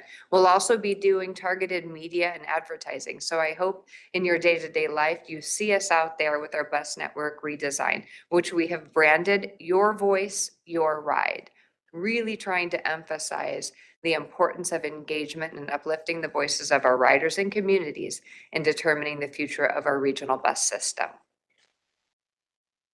Quick look ahead. I want to note that our November 13th meeting, it occurs a little bit earlier in the month this year. We do have a study session and board meeting 11:15. This is going to be a longer meeting. We've got a full agenda. We do not have a board cycle in the month of December, so there will be a little bit of a respite, but we've got a number of items in the month of November. That concludes my report, Madam Chair. Any questions I may answer? I don't have any questions. Does anyone else have any questions? Seeing none, we'll go ahead and move forward. Vice Chair White, for item number 3, could you please provide an update and reporting to the board on items discussed at the October AFS meeting? Thank you so much, Madam Chair. Audit and Finance Subcommittee met on Thursday, October 2nd, and we received our update from our Chief Financial Officer, Mr. Kessler, presented the Public Transit Funds revenue through August. And he also had additional information we received through September. We are just a tick under 4.5% over the prior year. Mr. Olson, our budget manager, presented on fiscal year 2027 preliminary transit service budget assumptions for revenue forecast, base service levels, service changes, bus service and demand response, contract, market trends, and other initiatives.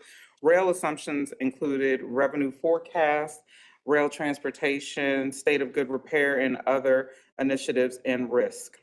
Our team also took a look at travel expenditures and reimbursement audit. Staff provided an overview of the audit results. Internal audit determined that Valley Metro has efficient controls over the travel process and demonstrated overall compliance with established travel policy and procedures. There were no findings or recommendations associated with this audit. Our internal audit annual report for September 1st through September 1st, 2024 through August 31st, 2025 was presented by our Chief Auditor, Ms. Beckstrom, and that included the background on our internal auditing, annual attestation of independence and ethics, and a summary of prior year audit work that has been completed.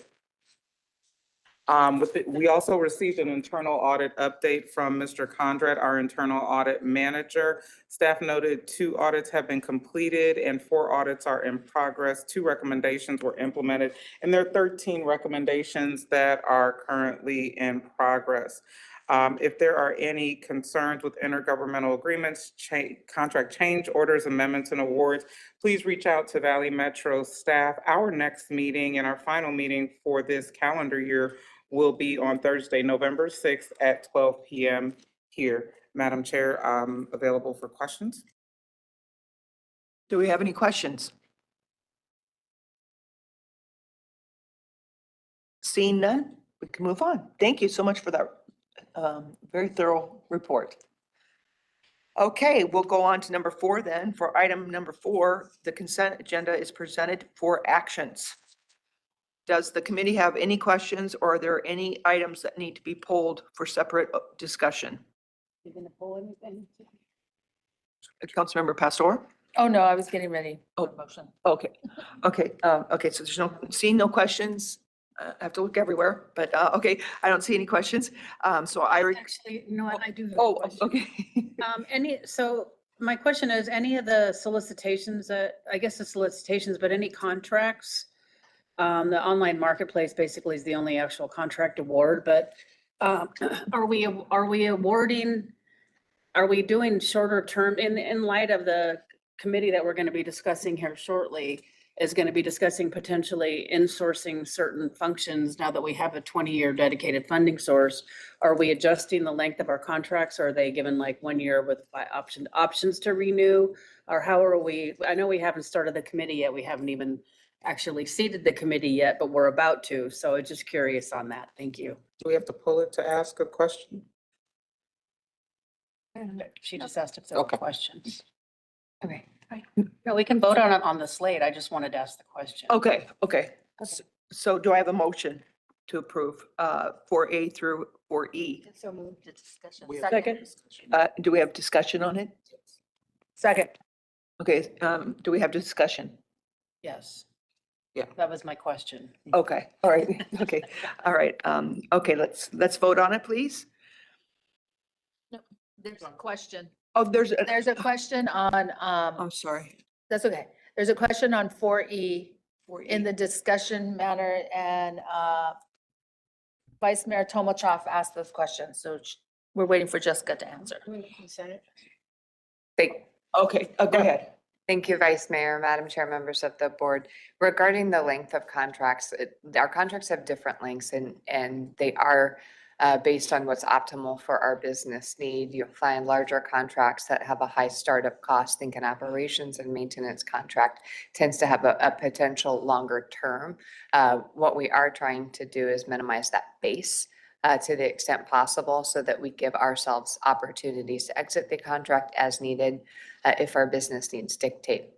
Now, we will be, as you note, Vice Mayor Tolmachoff, moving through a process we look forward to of evaluating some of our critical functions and determining whether it makes sense to continue outsourcing or insourcing those. We have accomplished a little bit of insourcing, but the larger efforts will very much be the subject of that forthcoming committee that we're actually going to discuss seating today. We have a list of functions that we would like to share with that committee to get direction on whether or not we may explore insourcing versus continuing contracting. Okay, thank you. I just, I mean, if we're tied into a 5-year contract, it really doesn't make any sense to be looking if we can insource it if we're under contract for 5 more years and don't have any opportunity to exit the contract if it's something we think ideally we could do in-house. Yeah. More discussion from Councilmember Pastor? So I just need some clarity on the online marketplace contract. It's a 5-year contract? It is. I'm going to ask Ken Kessler, Chief Financial Officer, to the podium to address this item. And then are there renewals in that contract? Madam Chair, members of the board. So the contract term is a 5-year period with no options to extend. I just want to clarify the nature of this particular contract is purchase of general commodities, so it doesn't lend itself towards insourcing. So this is utilizing Amazon to buy some of those smaller everyday things and entering into a 5-year contract for that. Any other discussion? My question was just. Okay, so are we ready for a vote then? Yes. All right. All in favor, say aye. All opposed, say no. Thank you. Motion carries. All right. Okay. Any relations support service contract? Do we have any committee on this? Questions, yeah. Go ahead. Thank you, Madam Chair.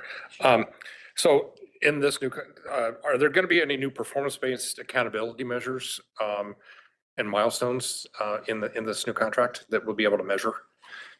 Thank you for your question, Councilmember Edwards, members of the board. I'll invite Hillary Fuss, our Chief of Marketing Communications, to address your question.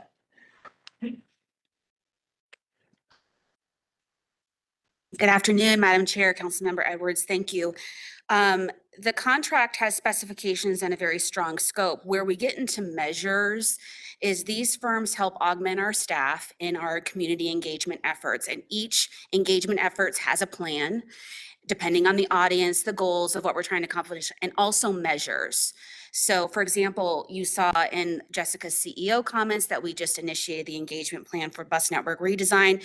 We have a series of measures in there that we will work alongside our consultant to make sure we achieve in order to get a representative set of feedback from the community. So you'll see, like, if you set goals for ridership, you'll be able to see tangible results based off of whatever the reporting structure comes back to you to say. Correct. If ridership is a measure, we would, yes. Okay, thank you. Thank you.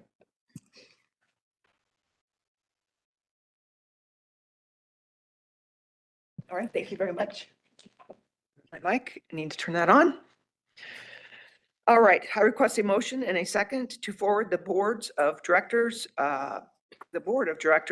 authorization for the chief executive officer to execute 1-year contract extensions with companies presented on the screen, which are the same as listed on the agenda, to extend the contracts through November 29th, 2026, and increase the aggregate value of the contracts not to exceed $7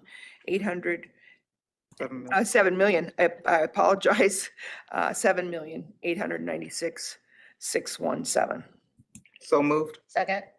All in favor? Aye. Aye. Any opposed? Motion carries. Thank you very much.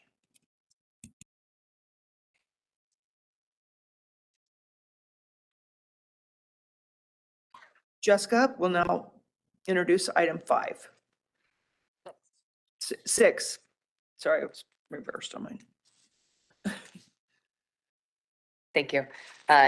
This item is to introduce the formation of a joint ad hoc committee. Letters of interest were submitted for a slate of members for the joint ad hoc committee. They are listed in your packet below. And committee members would serve through the duration of the ad hoc committee, and this is procurement and business strategies. Are there any questions that I may answer? I have a question. Is the committee full now then? Because I wasn't aware, I wasn't made aware of it until after, I think. I apologize, Madam Chair. The committee is Not your now fault. full. Okay. Typically, the ad Okay, hoc that's fine. committees consist of 5 members, 2 of them from Valley Metro Rail, and then we strive for a balance between East and West Valley. Okay, great. Thank you. Any other questions about this? All right. So I do need a motion and a second. I move we accept the joint ad hoc committee as presented on the screen. I'll second. Okay, all in favor, say aye. Aye. Any opposed? Motion carries. Madam Chair, one question. Sure. Will the committee pick their own chair? Don't know. That selection is usually left up to the chair of the RPTA Board of Directors as the larger board. So Chair Adams, that will be your purview of who will chair. And we can discuss that offline via email or a phone call. Okay, sounds good. Thank you. Thank you. All right. Now we're going to travel and expenditures.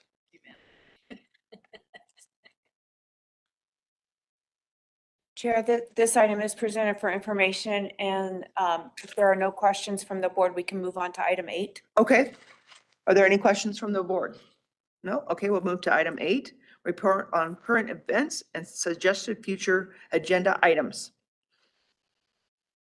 Yes, Councilmember White. Thank you so much. The city of Avondale will be hosting our annual celebration of Billy Moore Days this Friday, Saturday, and Sunday. We have an amazing parade that's going to be on Saturday. So we just want to invite everybody out to the West Valley. It's a cool alternative if you don't want to drive downtown to have fun at a fair and also see a really neat parade in this beautiful fall weather. So come out and enjoy Billy Moore Days. And let me give you the dates just because I did not say them before. It's going to begin tomorrow, Friday, October 17th, and run through Sunday, October 19th. And our parade will be on Saturday, the 18th, kicking off in Western Avenue in Old Town Avondale. So come out and have a great time. Thank you. Okay, you're welcome. Yes. Thank you, Chair Adams. I had at the previous meeting, our CEO, and during her CEO comments, spoke about a We Ride study that, and I wasn't familiar, didn't recall that coming through the board. And so I've been kind of communicating back and forth.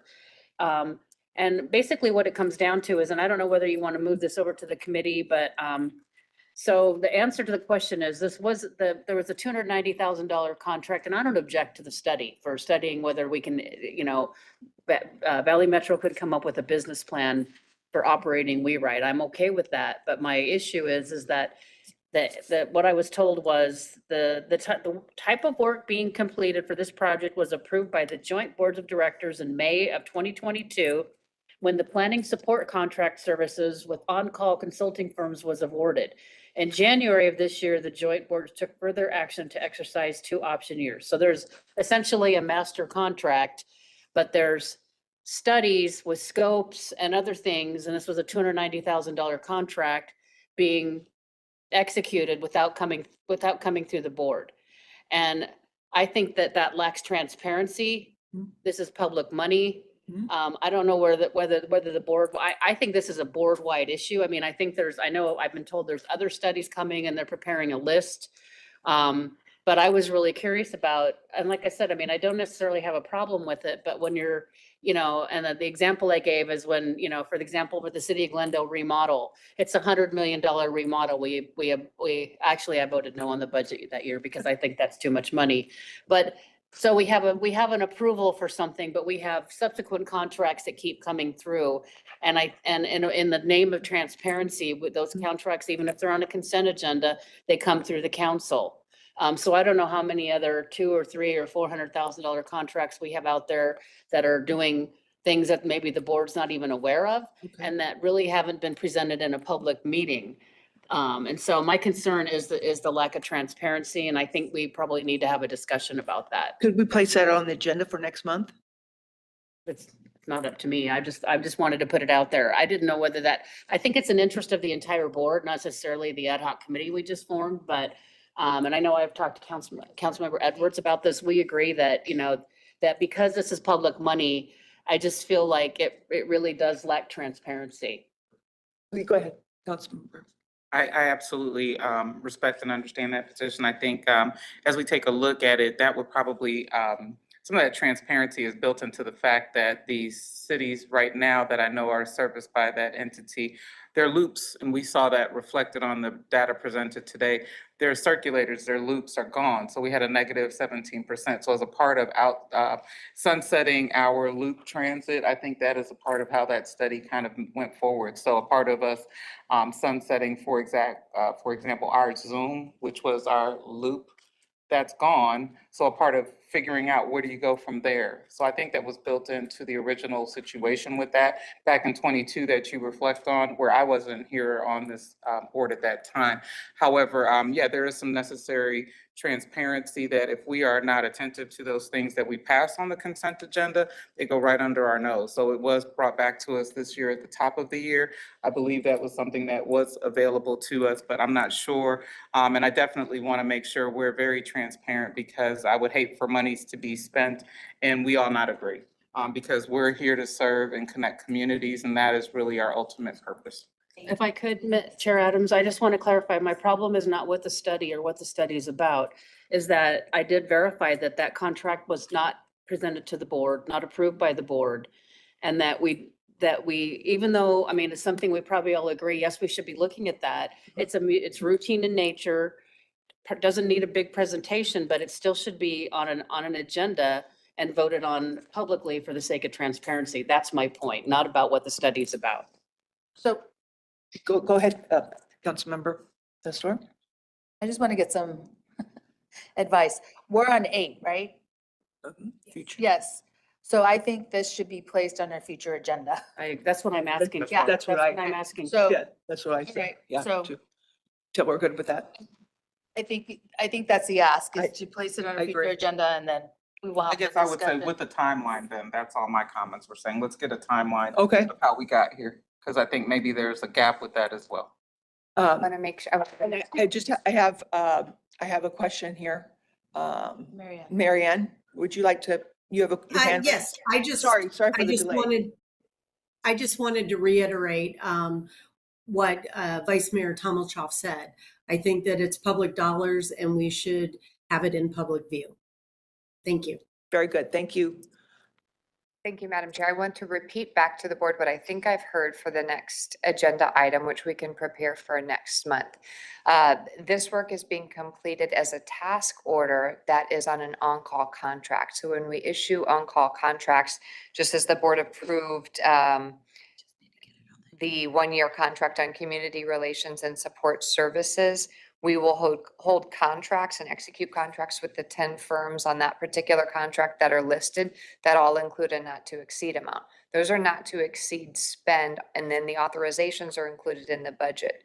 The work is actually completed through task orders. So the contracts move through the board, just as agenda item number 5 did today. But when we actually execute work, it's on a task order basis. Okay. And so I think we could bring back to the board a description of that, as well as a proposal for how we would communicate back with the board regarding task orders before they're issued. Okay, Councilmember. My understanding Pastor? correctly? Correct. Okay. Do you have a comment? No, I think, yes, I just think this is going to an agenda, and then we can have the dialogue back and forth. This is, I don't know, Not on the- Michael, you could probably step in. Not on the and- agenda Yeah. right today, so, but we would like it on the future. Do you need to explain anything, Michael? Starting to look nervous. I think the request has been made for a future agenda item, and we will set that on the agenda per the chair. Thank you very much. Appreciate it. I also have an announcement. Phoenix Pride Parade is is on Sunday at, let's see what time, 10 a.m. So if anybody wants to come to the Phoenix Pride Parade, it will be located at 3rd Street and Thomas. Thank you. That's. Please join City of Phoenix, District 4. Please join our fire truck for Tempe. Any other announcements? All right, do I have a motion to stop our stop? I move we adjourn. Second. Thank you. Any discussion? All right, motion carries. Aye. All that. Next meeting. Sorry, good. I didn't listen myself. You guys are. Okay, so we need to start our joint meetings, Valley Metro and Valley Metro Rail. Chair, the meeting that we're going to into is the RPTA agenda. Sorry. That's quite all right. And the first item on that agenda is the approval of the minutes from September 18th. Okay. Chair,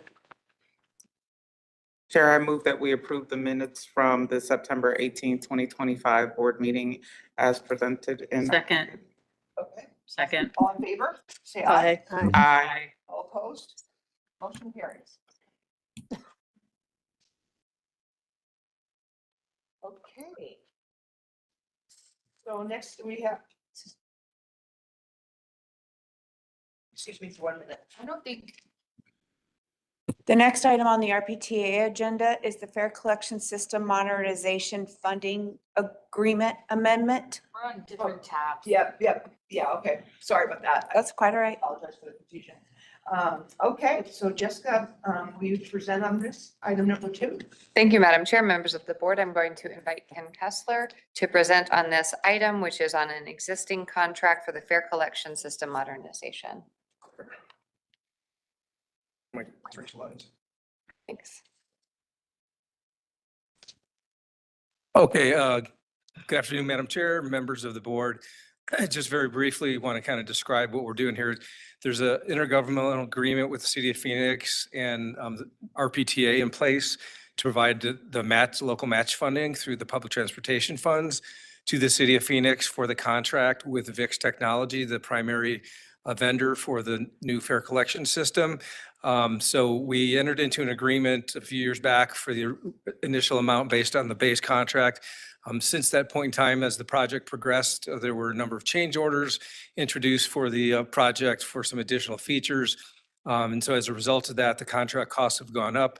So we are looking to add additional local funds. Phoenix has a grant in place to sufficiently cover the additional costs of this project. And we're just looking to provide the local match through our public transportation funds. Happy to answer any questions. Do we have any questions from the committee or online? Seeing none, I welcome a motion and a second to authorize the Chief Executive Officer to execute an amendment to the intergovernmental funding agreement with the City of Phoenix to increase the amount of PTF that can be reimbursed for costs and the FCSM by $886,735 for a new total of $7,235,179. Do I have a motion? So moved. Second. All in favor? Aye. Any opposed? Motion carries.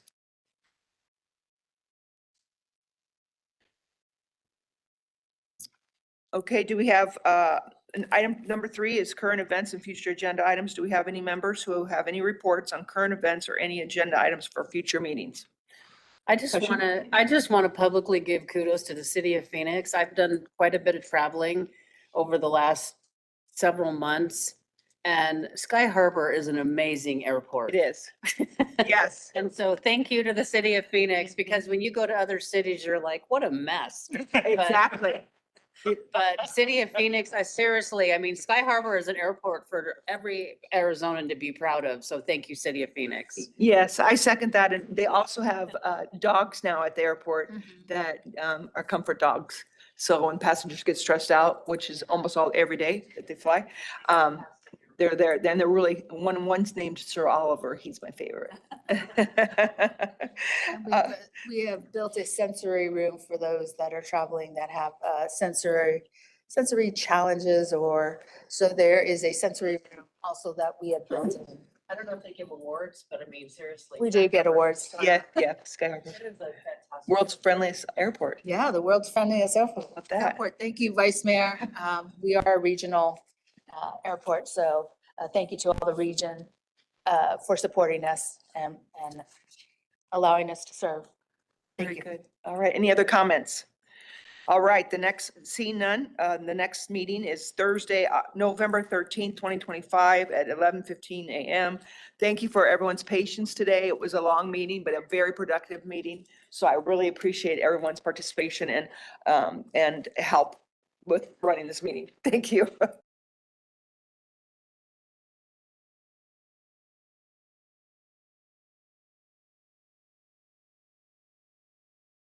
Yeah, ready? Welcome to the Rail Board of Directors. It is Thursday, October 16th, 2025. I'm going to convene the meeting and welcome members to the October meeting. Item number 1 is minutes. Minutes from the September 18th, 2025 are presented for April.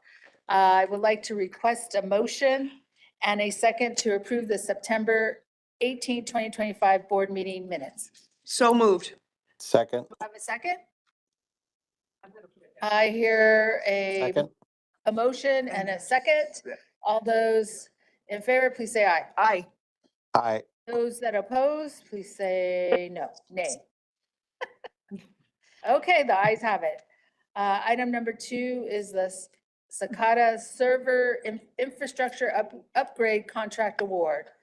CEO Jessica Mefford Millard will introduce this item.